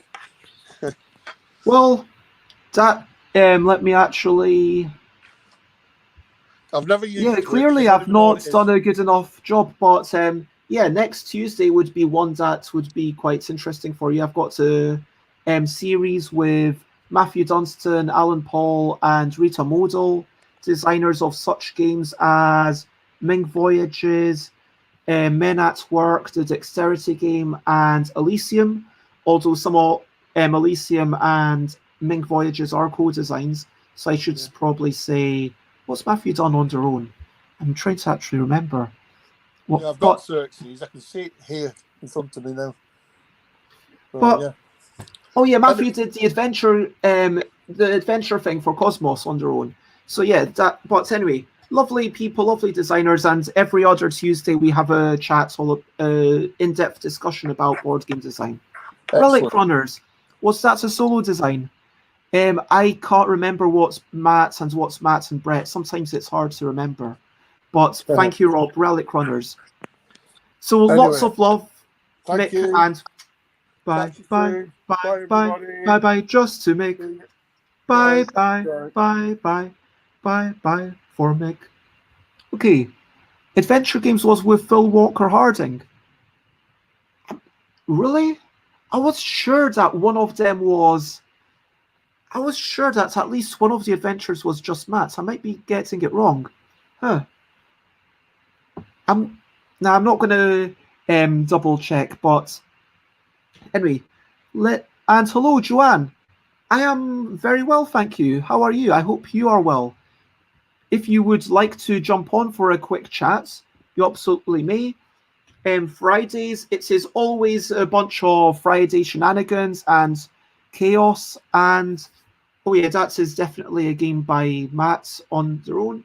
And we already had Mick on the stream, and we were chatting about Mr. Bean and board games and board game collections and the new things that Mick's created.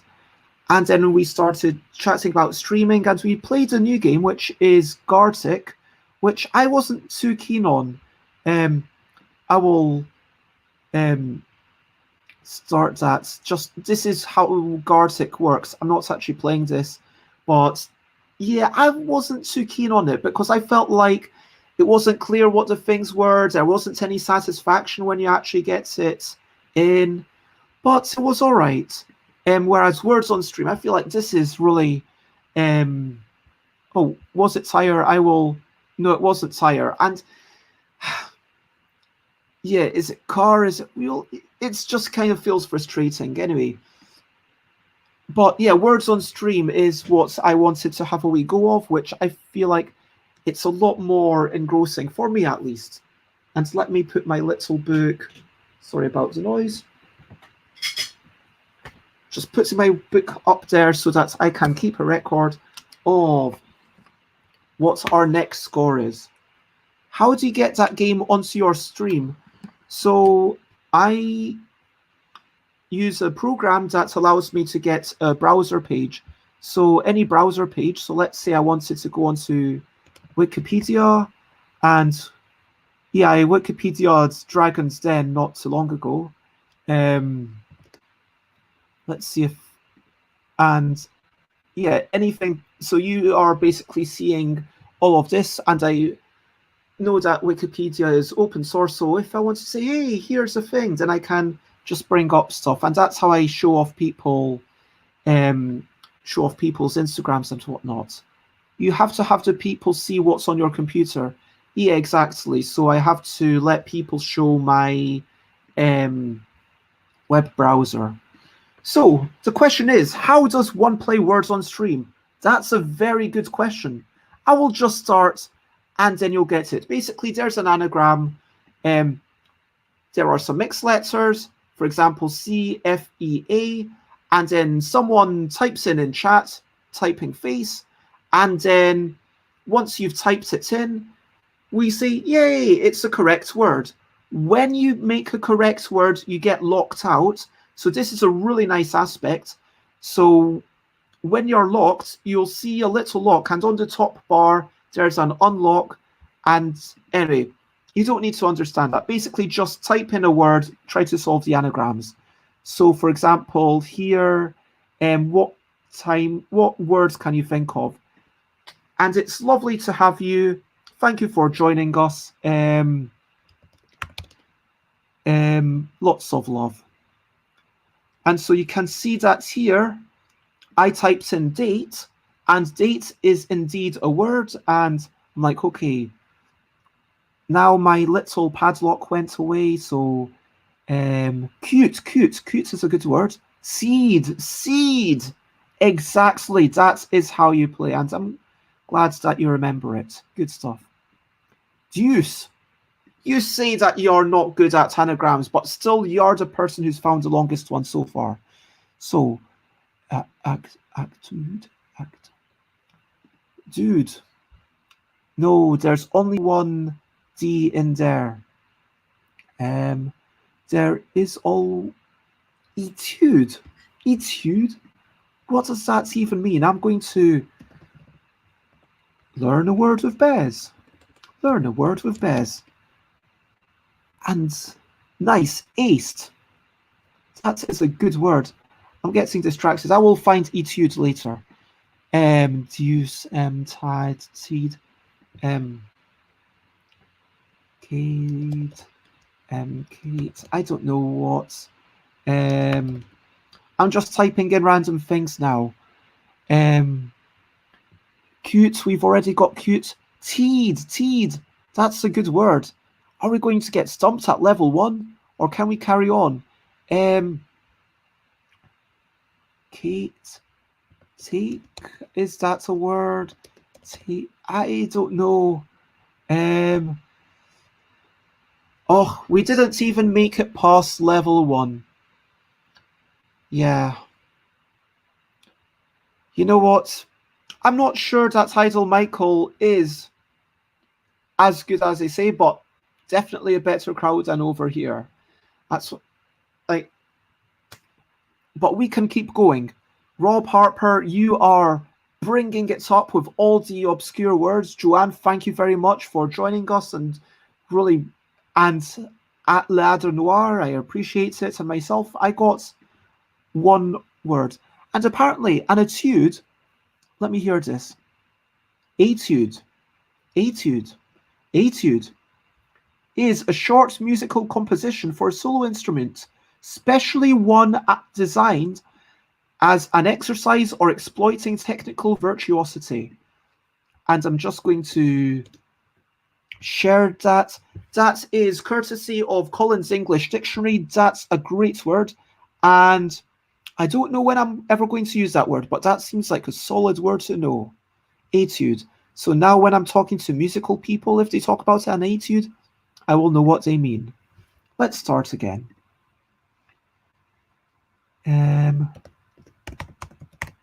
Okay, I think I've got... Yep, I got the big word. Boom. Ravioli, we're off to a good start. If you can think of anything else, lair, L-A-I-R. Viola, that's a really good word. And as you can see, neither myself nor Alex nor Joanne are able to put in anything until now.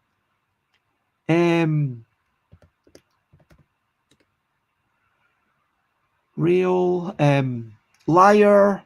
Hello, Rafi. It is lovely to have you join us. Thank you very much. And viral. That's a. Oh, I've got a good one. Oval. Viol. Viol. What does viol mean? Lair. Oh yeah, of course. For. Oh, okay. So the final 5-letter word definitely starts with a V. Viol is a type of instrument. Oh, thank you very much. I appreciate you telling me that. Var, lair, over. We are. This is a tricky one, but we have completed the level, so we could just chill out, and we could just be like, yeah. But like, alright, royal.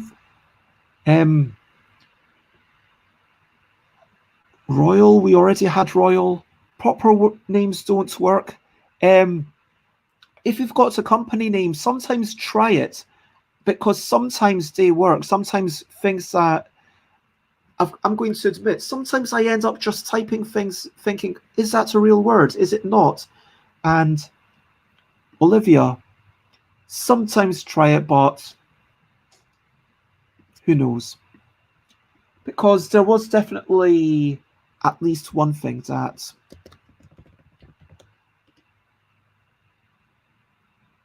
continue. Let's see how we get on.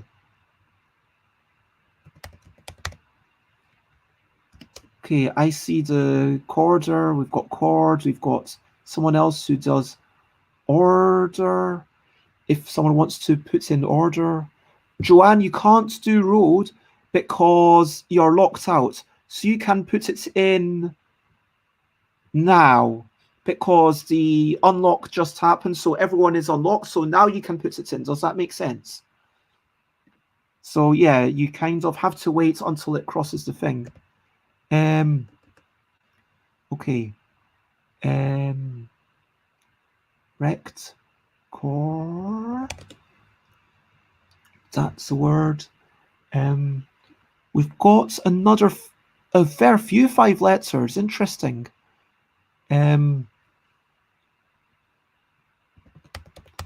Oh, we've got. Why is cor? No, there's only one R. No, corer should. Oh, maybe I was locked out. Yeah, there we go. Corer and redo. Rodeo. No, there's only one O for that. That doesn't quite work. Let's see. And I am going to keep track of these things because that is what I do. So we can see if we're better or worse than our average. So we had level 1. Cred.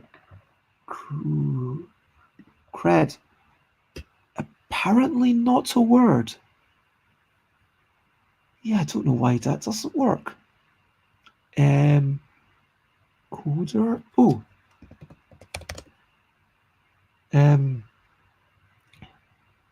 Road. Code. Yeah, 86 out of 54. We managed to do pretty well.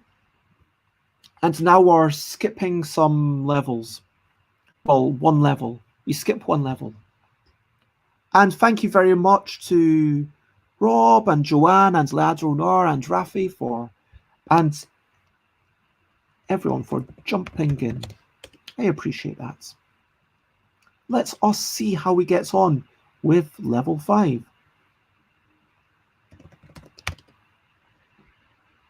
Okay, so you have local if you are struggling for something. You've got call. No, we've got that. Yeah, honestly, like with these things, it is a cooperative game. So just feel free to, if I say something and I've not put it in, just steal it from me, because it's fine to steal. We're playing friendly. We're trying to see how far we can get. It's all about that cooperative. And Joanne, cholera was a great word, but it just it was already there, which is why it doesn't turn up. And hello, Lomaine. It is lovely to see you again. I hope that you're generally doing well. And so, yeah, it's this the start of the day for you. Is this how we are getting on? These are what other words do we have? All, call, row, oh, is it? And oh, it's lovely to hear that you're doing well, Lomaine, and such lovely what's that, a banana, and someone get things what? Yeah. Anyway. Rual. Okay, so we've only got the 4-letter words left. We've got coal. Everything is between coal and roll. Maybe something. Look. No, there's no I, Rob. Yeah, this is where. Lola, is that a word? I don't know. Rack. No, it's only 4-letter words. So remember, Lomaine, there's only 4-letter words, because you can see that at the end. So remember, people, and Arlo, that wasn't a word. So you can see when there's the number of black squares is the number of letters in a possible word. So that shows the valid words. Then within each length, they're put alphabetically. So you can use that for a little bit more of a clue. Yeah, it's all good. It's all good. Don't worry about it. We're in this together. Let us continue. And I am going to have to finish up in either this game or next game. Found. Okay, so now he starts getting one of those count. The highest level, I think. So N or U is fake. Honda.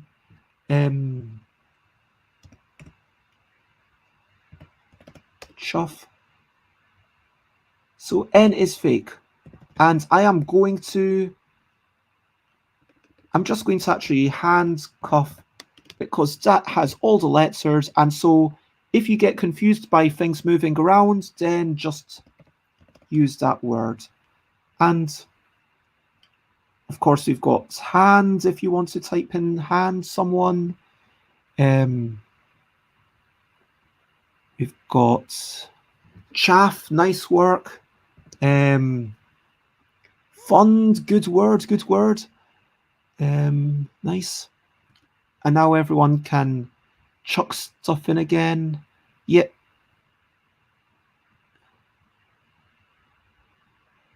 No. The O was fake. O was fake, yeah. So it's handcuff. So I was found. Oh, okay, yeah. So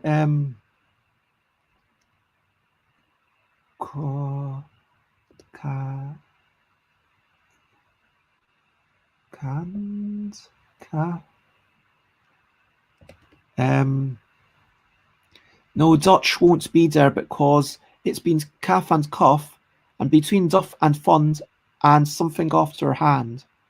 Chad, such a good word. Chad, nice work.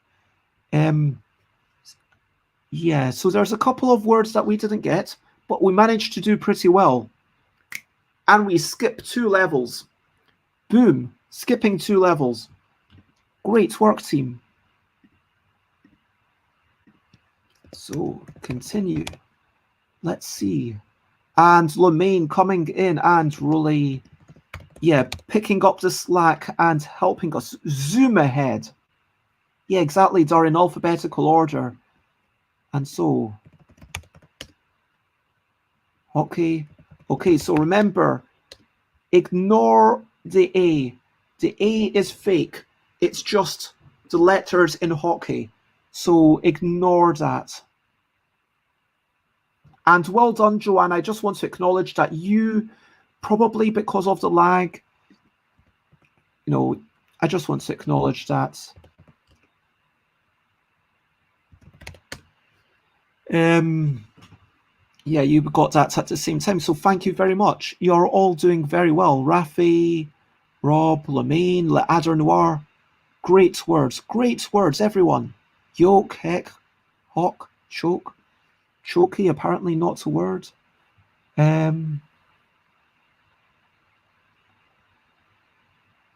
So we've got one 5-letter that comes after choke and one 4-letter that's between coke and heck.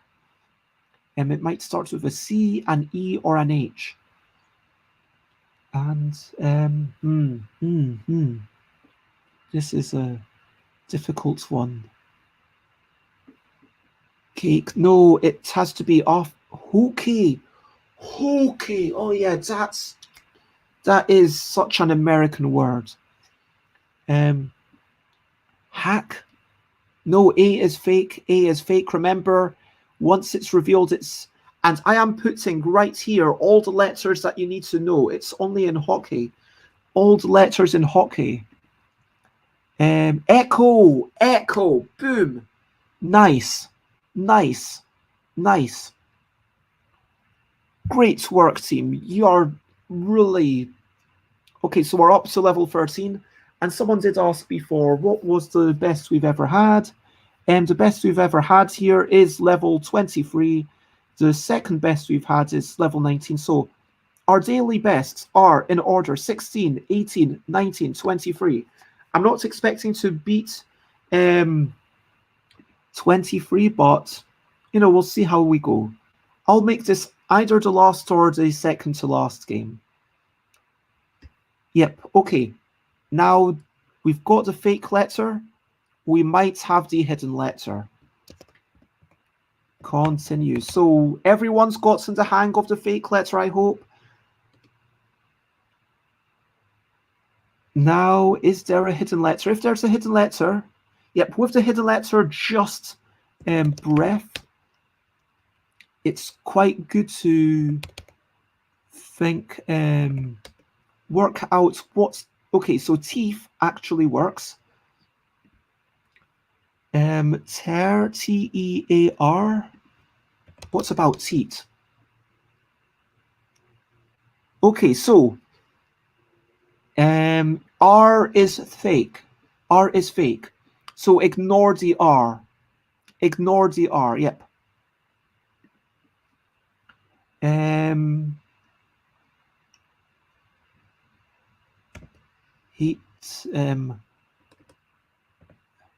Heat, good. Joanne, it needs to be 4 letters minimum, and in a few levels it's going to be 5 letters minimum. It's going to really get harder, just to warn everyone. And remember, R is fake. So it is, and what is? Let's try and work out the final word. No, R is fake, people. Come on. Chat. Head.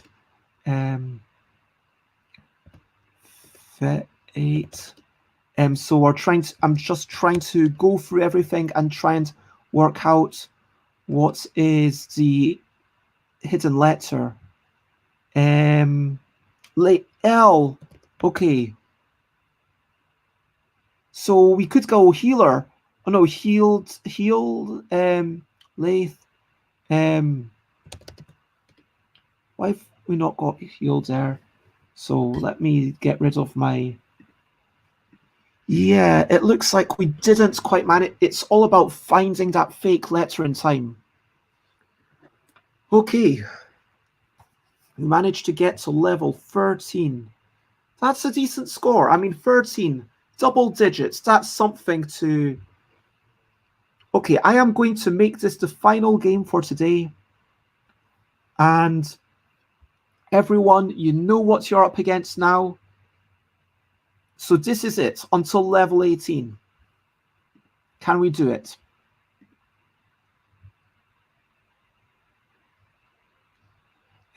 Slang. Joanne, that is totally a possibility. Yeah. Lasagna. Yeah, lasagna. Great stuff. Whatever works best for you. Whatever works best for you. Maybe I am, you know what? I'm not going to tell you if something's there or not.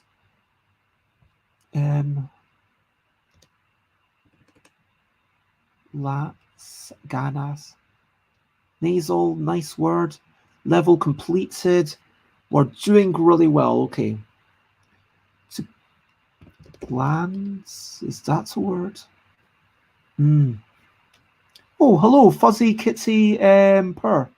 It is lovely to see you. Oh, wait, that was the wrong thing. Hello, Fuzzy Kitty Purr. It is lovely to have you with us.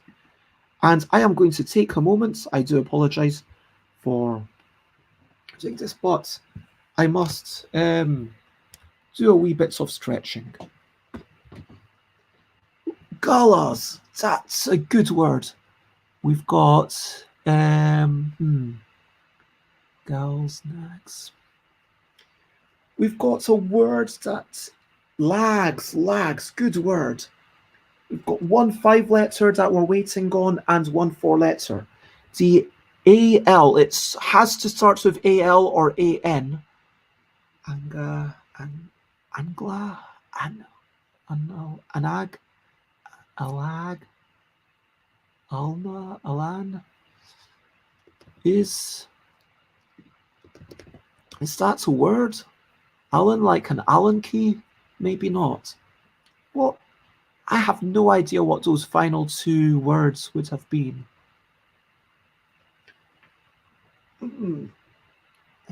What was that? Olga. Wow, good word. Nice work. So Fuzzy Kitty, new to the stream and jumping in there with an incredible performance. And so let me, Olga, what does that even mean? It's time for a quick break with a Learn a Word with Bez. Going on to Collins English Dictionary. Oh, it's the singular for algae. Huh. Wow. Huh. That's amazing. I had under Olga. Wow, that is the singular for algae. That is crazy. But yeah. There you go. Now we all know, and the more you know. Of course, we have skipped 2 levels, and now we're on to level 4. Is everyone ready?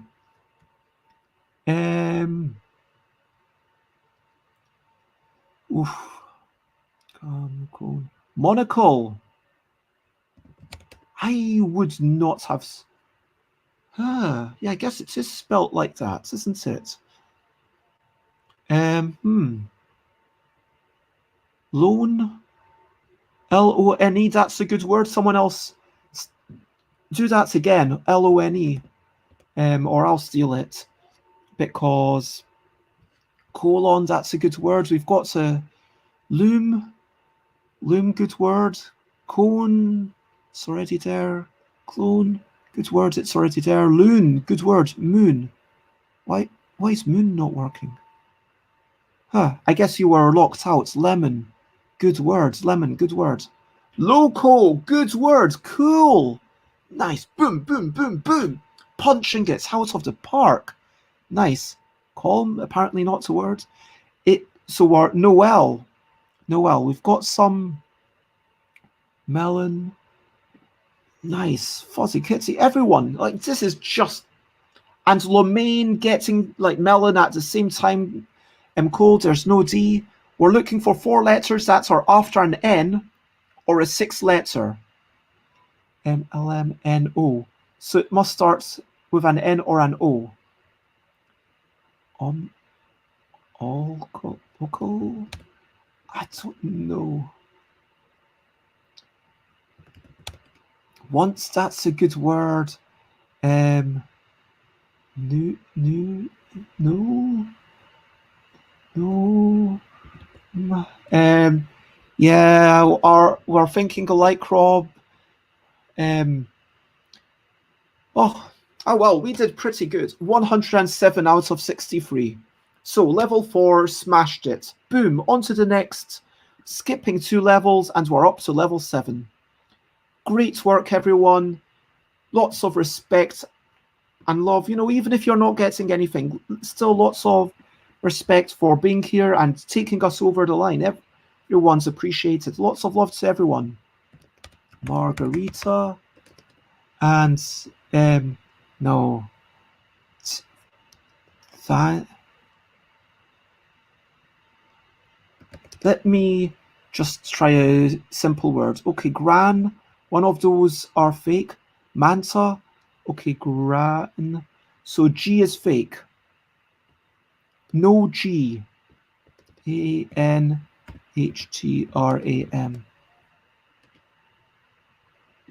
That is the letters that we've got to work with. Thram, mantra, tarn. Yep, nice, like tarnations. Han, mart.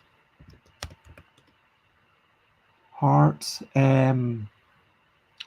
Mart. Yep, good stuff, people. We've completed a level, and now, so the reason that it shows us the red letter is because we've completed it. So, Than, Amaranth.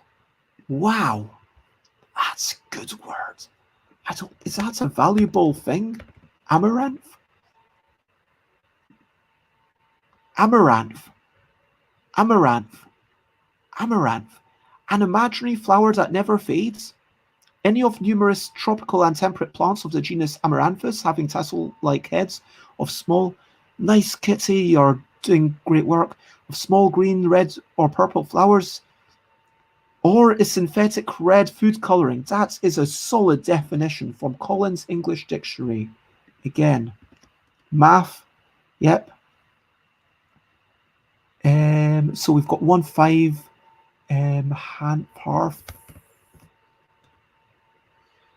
No, sorry, that's I should okay. I need to start doing the learn a word with Bez at the end. Harem, that could have been it. I don't know. But yeah, amaranth, that is definitely the word of the round. So well done to everyone on that one. Let us continue. Level 10 and see where this takes us on this journey together. Let me try and find a fake letter. So, got excited. So, nice fuzzy kitty purr and Lumaine finding that at exactly the same time. Dixit, apparently not a real word. Excite. Oh, yep. Exited. Cited. Nice. Okay, let me just do that. And if someone diced, someone wants to put that in again. Rob, you need to put in diced again, or I'll do it. Why does dice? Oh no, there's only one D. There's only one D. There's only one D. Oof. But yeah. Tight. Teed. Evicted. V is fake. V is fake. Remember, I'm putting all the legitimate letters down here. Tied. Tied. Good word. We've already got exited. Edict. Edict. Nice. Seed. Good word. And we've got a couple of more letters starting with D or E. Can we actually just finish this entire board? Could we do it?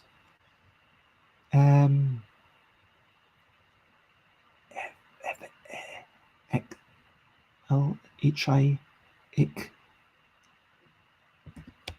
Ooh, I've got one. Edit, good words. Edit, nice. It's like how, yeah, such simple words. Those are my favorites ones. When it's like seeds, it's like, okay, that's not a word I use every day. But edit, I mean, how, anyway. So yeah, just respect. Respect to you, Ladder Noir, and also Fuzzy Kitty Purr. You know, it doesn't matter who got it on. We don't care about these numbers, but just everyone who's doing good stuff. So let's carry on. Continue.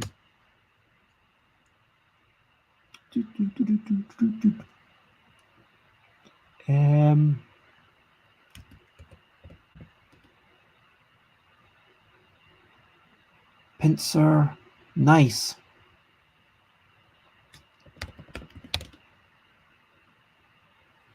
Nice, Fuzzy Kitty, good work. We've got 2 superstars in here. So let me just write Prince. That is, those are the letters that we are looking at. Remember, the J is fake, so ignore the J. Yep. Pine, good stuff, good stuff. We've got another 5-letter starting after price, which means it must start P. Ripen, ripen. Yeah, your mind's just a bit ahead of mine. Nice. Another elemental PQR. So 2 4-letter words that start with P or R. 1 4-letter word. Nice work, Fuzzy. Pi. Pierre. We've got. Hello, Michael. Lovely to see you. We might not be as good as you, but we're still happy with where we are. And yeah, something between sign and nice and something. Rain, of course. Like, I can't remember which rain is with a G, which one was without a G. What, to rain in the horse or to rain over the land?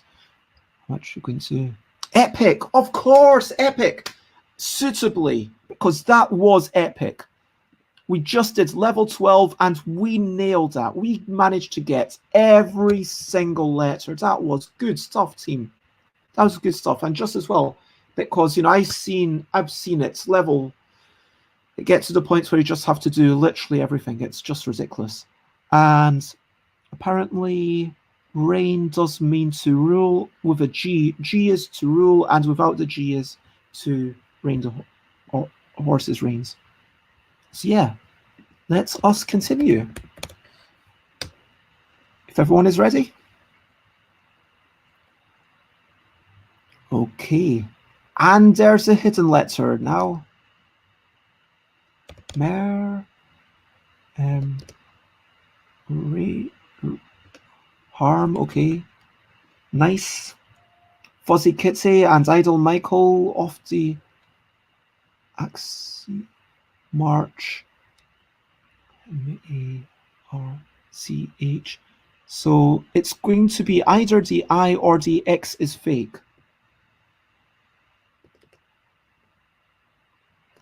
Chair. Charm.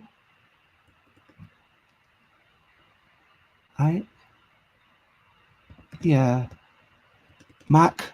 Armchair. Nice work. Let's capitalize that and get that off onto the side.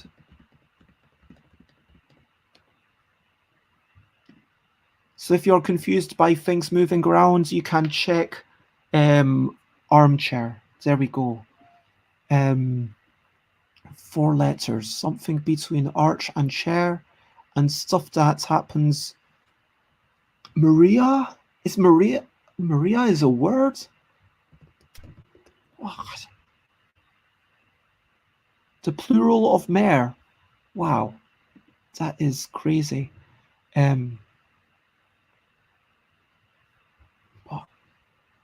No, good stuff. And Rami and Rich. Oh yeah, Rich, of course. Rich White. Her.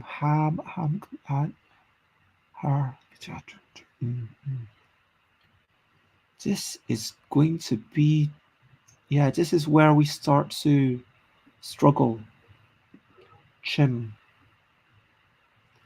But we've done well. We've done well, team. We've knocked it out of the park 124 out of 94. We're skipping one level. And so, yeah, thank you to Idol Michael for popping in, and you're doing really well already. And thank you to everyone else who's. Oh, yeah, this word. What is this? Rami, where was it? Rami. Let me double check this. Rami, what does this mean? The plural of Ramus. Rami.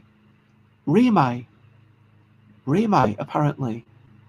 And it doesn't even have a definition in the dictionary. It just says the plural of Ramus. And there we go. It is, according to Google Collins English Dictionary, the barb of a bird's feather, either of the two parts of the lower jaw of a vertebrate or any part of an organ that branches from another part. That is a really specific word. And there's three very different meanings, but all. And thank you for following Fuzzy Kitty Purr. I do really appreciate that. But wow, what a word! What a word! Okay, are we ready?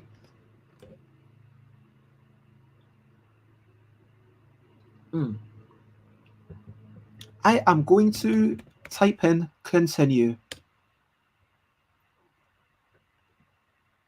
Okay.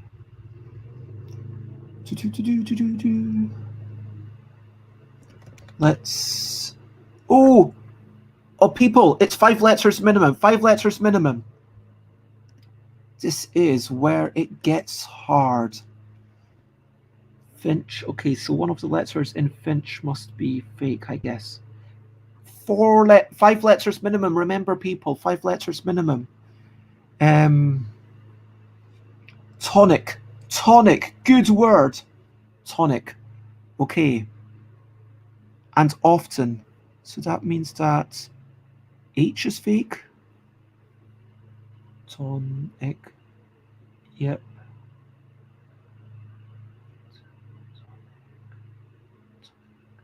Yep.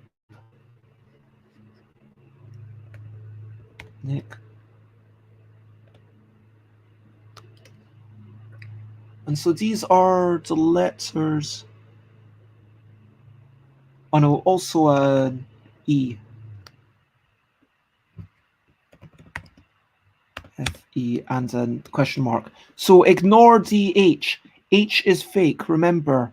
H is fake, and there is an E. Infer, no, yeah, not an R. It's not an R. Fiction. It's not a second I. It's, no, it can't be that. Okay, it's a second T. So now you can see the letters as they are. I will just pop it. Confetti. Tonic fet is indeed an anagram for confetti, but yep. That is the end. That is the end, my friends. I did say that would be the last one. And I want to give a shout out to everyone who's joined us. Lemaine, Rob, and Idol Michael, who are actually able to make 5-letter words on that last level. But just everyone who's been part of it. Fuzzy Kitty Purr, knocking it out the park. Lemaine, Rob Harper, Joanne, my Idol Michael again, Rafi, and Le Adder Noir. Thank you very much, everyone, for joining in. I'm going to take a wee screenshot of this and put it into my Discord. Speaking of which, Michael, I believe you need to put a wee picture into your Discord. But anyway, just want to celebrate that, level 17, that's something to be proud of, in the high double digits. Now, for those who don't know me, I am going to recap and wrap up and talk about what I have already been chatting about. Where's my personal banner? Where's my... Oh, I need to actually...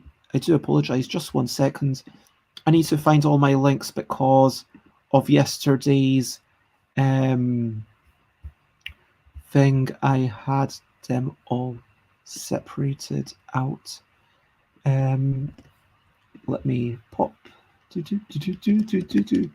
you wish to find me, you can follow me on Stuff by Bez, stuffbybez.bigcartel.com, twitter.com/stuffbez, which is my Twitter. Obviously, you know how Twitter works, you know how Instagram works, you know how Twitch works. I stream every day at 10 a.m. UK time and also at Tuesdays at 8 p.m. All my old episodes are on youtube.com/stuffbez, stuffbybez.com/discord, so please join in my Discord. And yep, there's my Discord. If you want to jump in, then I post in little pictures to celebrate our accomplishments each day when we play this. And if you want to find out what I am up to, check out stuffbez.com/streams. But it has been lovely chatting with you. I had Mick Wood on earlier on. We talked about what we'd been up to recently. We talked about playing different games. We talked about Luxor on Board Game Arena. We talked about a little bit of Twitter drama. We talked a little bit about Mick's new thing. And honestly, where's my private chat? Yeah, if you want to check out Mick's thing, then that's not an affiliate link. I do not get any money, but Mick has made a special Excel sheet. It's like 30 something pages, and it talks about, hey, here's the best board game podcast, the best board game, most popular designers, and here's a bunch of calendar days, so it can be like a marketing thing. So if you want to buy some, do some marketing for yourself as a designer or as a good morning, Bram. It's lovely to see you. I am just wrapping up, but it is honestly super lovely to have you join me. And yeah, today, Friendly Friday Forum, anyone's allowed to jump in. If you want to jump in right now just to help me wrap up, you could if you wanted, if I know you. So Adder Noir, because this is the first time that you've been in the chat, like maybe not the first time that I ever meet you, but Bram, I know you. If you want to jump in, if you wanted to say, hey, this is something that I'm excited about, or this is something that I'm, you can always do that. Yeah, what to say? Yeah, so talking about this is just a bunch of links and a bunch of stuff that you can find on your own, but by paying what is currently just £5, because Mick, the price is normally going to be £10, which is incredibly reasonable. Because Mick knew that Mick was going to come onto the show today, Mick made a special 50% discount, and you can buy it for £5. I would honestly recommend it. And lots of love. Any Friday that you want to jump in, that is totally fine. Tomorrow, Chaotic Shenanigans, if you want to jump in. But obviously, when I'm doing a discussion with people that maybe don't jump in, we talked about that. We talked about board games. We played a bit of Gartic. Where's Gartic? That wasn't very good. I wasn't a fan of Oh yeah, there's Gartic. Yeah, Gartic was just a bit dull. It was unenjoyable. It wasn't satisfying when you get one of these things and you're like, yeah, that's what it is. I'm disappointed in Gartic. Gartic Phone, it just doesn't work on chat. You need kind of to have people in the Discord and doing things. Words on Stream, this is where it's at. I'm just loving this. I just love this game. But and that is everything we chatted about today. Not very much. Just shooting the hay. Talk about Mr. Bean. Yeah, we have.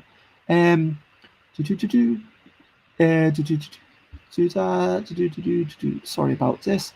Thank you to everyone. So yeah, thank you everyone. You have all been super amazing. I want to just give you lots of respect, whether you're a new face, whether you're old hands, lots of love. And I stream every day at 10 a.m. UK time. If you want to find out what my streams are, then check here. At the end of, during my Friday, Friendly Friday forums, I am playing quite often Words on Stream.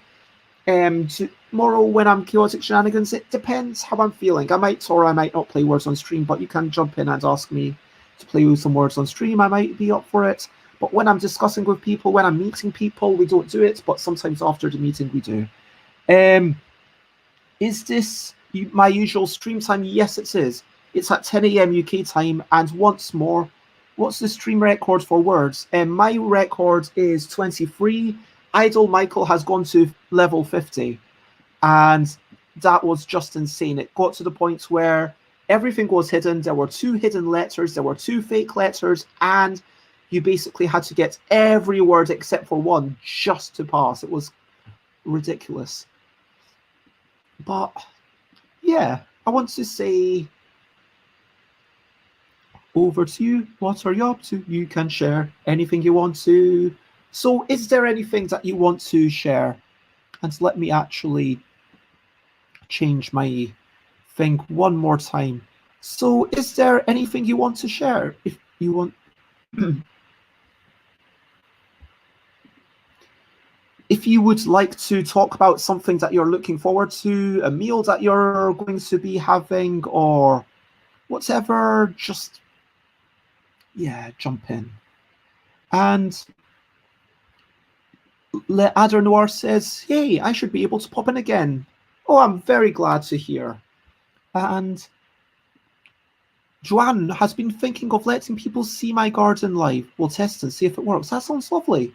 So yeah, definitely, you know what, I'm going to do a shout out to Just Joe and see friends of the stream and lovely person. And yeah, Joanne does arts and makes cards that pop up, and you can also check them out on Instagram. And yeah, it's lovely things. And Joanne plays strings instruments. You know, that's me kind of playing the strings instruments. And yeah, there's going to be all sorts of lovely things.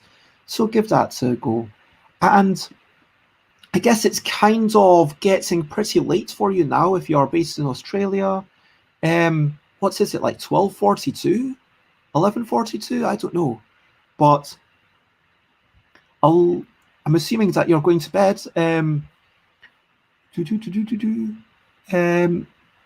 Yeah, what are we doing after this? I am going to have a chat with Jason. I'm going to spend a bit of time writing because I'm trying to write 500 words every day.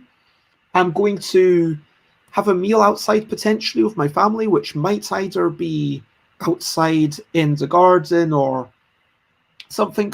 I don't know. I might also say, please just go yourselves, and I will be at the window because I've got some work to do. But it's seize the bidar, which means that what you're meant to do traditionally is tie up some grass and throw it out the window. If you were in Iran, you would have all the grass that people had been growing, and in the grass, all the vegetation is thrown around, and yeah, people would be having picnics everywhere. That is what today is generally going to be. And is Marky Mark streaming already? Let me double check. Is Marky Mark streaming? Because I would read. No, Marky Mark is not streaming. When does Marky Mark start? In an hour. Oh, okay. Because my thing is very variable. But yeah, that is what we're up to. Feel free to keep talking about what you're up to. For my streams, what am I up to on my streams? Tomorrow, 10 a.m. UK time, Chaotic Shenanigans. I don't know what's going to happen. Sunday, 10 a.m. UK time, I will be reviewing comics. I'll be chatting about some comics that I've recently enjoyed. Monday, I'll be meeting David Murcutt, who is half of Chits and Giggles. A teacher, a gamer, will be talking about education and games. Tuesday, I'll be having a discussion in the morning, which is obviously evening if you're in Australia, which is going to be talking about board game development with Rita, Alan, and Matthew Dunstan. And then in the evening, 8 p.m. UK time, it's just a very quick stream. It's always 1 hour. It's anywhere from like 59 minutes to 65 minutes, I think is the longest we've gone to. And we are playing some word games next week. Nano Muckle, Micro Muckle, I will teach you what's going on. Wednesday, I will be making a game. I'll be just sitting by myself. I'll be writing some stuff. I'll be making a game. I'll be trying to work out some stuff. Thursday, I'll be meeting Maisie, who's a translator living in Japan. I'm really excited for that. And of course, every single Friday is a Friendly Friday forum. If you wish to jump in, then just let me know. And as long as I know who you are always welcome to join me on video on the Friday. On any other day, you are always welcome to join me in chat. I always appreciate you. I always appreciate your comments. I always appreciate everything. And so, yeah, it's, oh, and apparently it's only 10:30 p.m. That is, so we are now 10 hour, okay, interesting. Thank you for that information. Share, spread the word if you like this. And please join me in a raid. I don't know who I'm going to be raiding yet, but this is the raid call. Is there any board gaming people going? There is Appalach. I prefer to raid people who have fewer people watching just now. We've got Fishing for Sound. Ooh, Adder Noir got my hot copy of Hansa Teutonica the other day, which I ordered like a year ago. Very excited to get that one to the table. Does anyone have any thoughts on how it plays at 4 players? I've heard it's much better at 3 or 5. I do not know this game super well, so I'm not going to give you any advice. But if anyone else has any tips on Hansa Teutonica, then let Adder Noir. And thank you very much for joining. So, let's see, what's this? No, Fishing for Sound is ending. Appalach, what's going on here?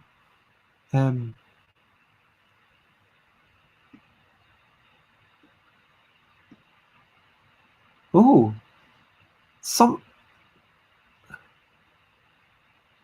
Appalach is playing a video game called Fantasian. I don't know what.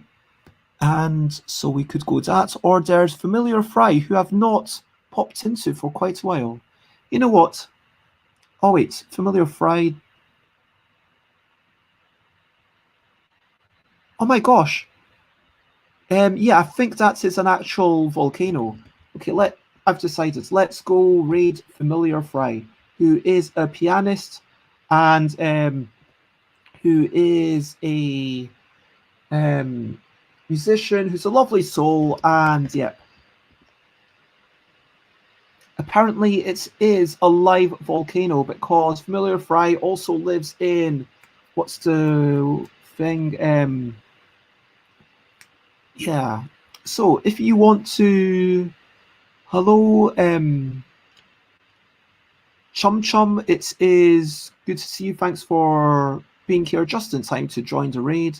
We are going to all go over, check out Familiar Fry. Feel free to copy paste whatever you want. Make yourself aware. Iceland, that's the one I was looking for. Iceland, thank you very much. Iceland. But that's the end of the show. Lots of love to you all. And for now, bye, bye, bye, bye. This is the goodbye song. Bye, bye, bye, bye. Thank you for watching along. Bye, bye, bye, bye. It's lovely being here with you. Bye, bye, bye, bye. Thank you for joining me too. Bye, bye, bye, bye. This is a goodbye song. Bye, bye, bye, bye. Thank you for watching along. Bye, bye, bye, bye. This is the end of the show. Bye, bye, bye, bye. And now it's time to go. Bye, bye, bye, bye. This is a goodbye song. Bye, bye, bye, bye. Thank you for watching along. Bye, bye, bye, bye. Now we've come to the end. And bye, bye, bye, bye. But I'll see you later. my friends. Bye-bye. Bye-bye, everyone. Bye-bye. Bye-bye. Bye-bye. Bye-bye. Bye-bye. Bye-bye. Bye. Bye-bye. Bye-bye. Bye. Bye. Okay. Well, that's the end. Bye.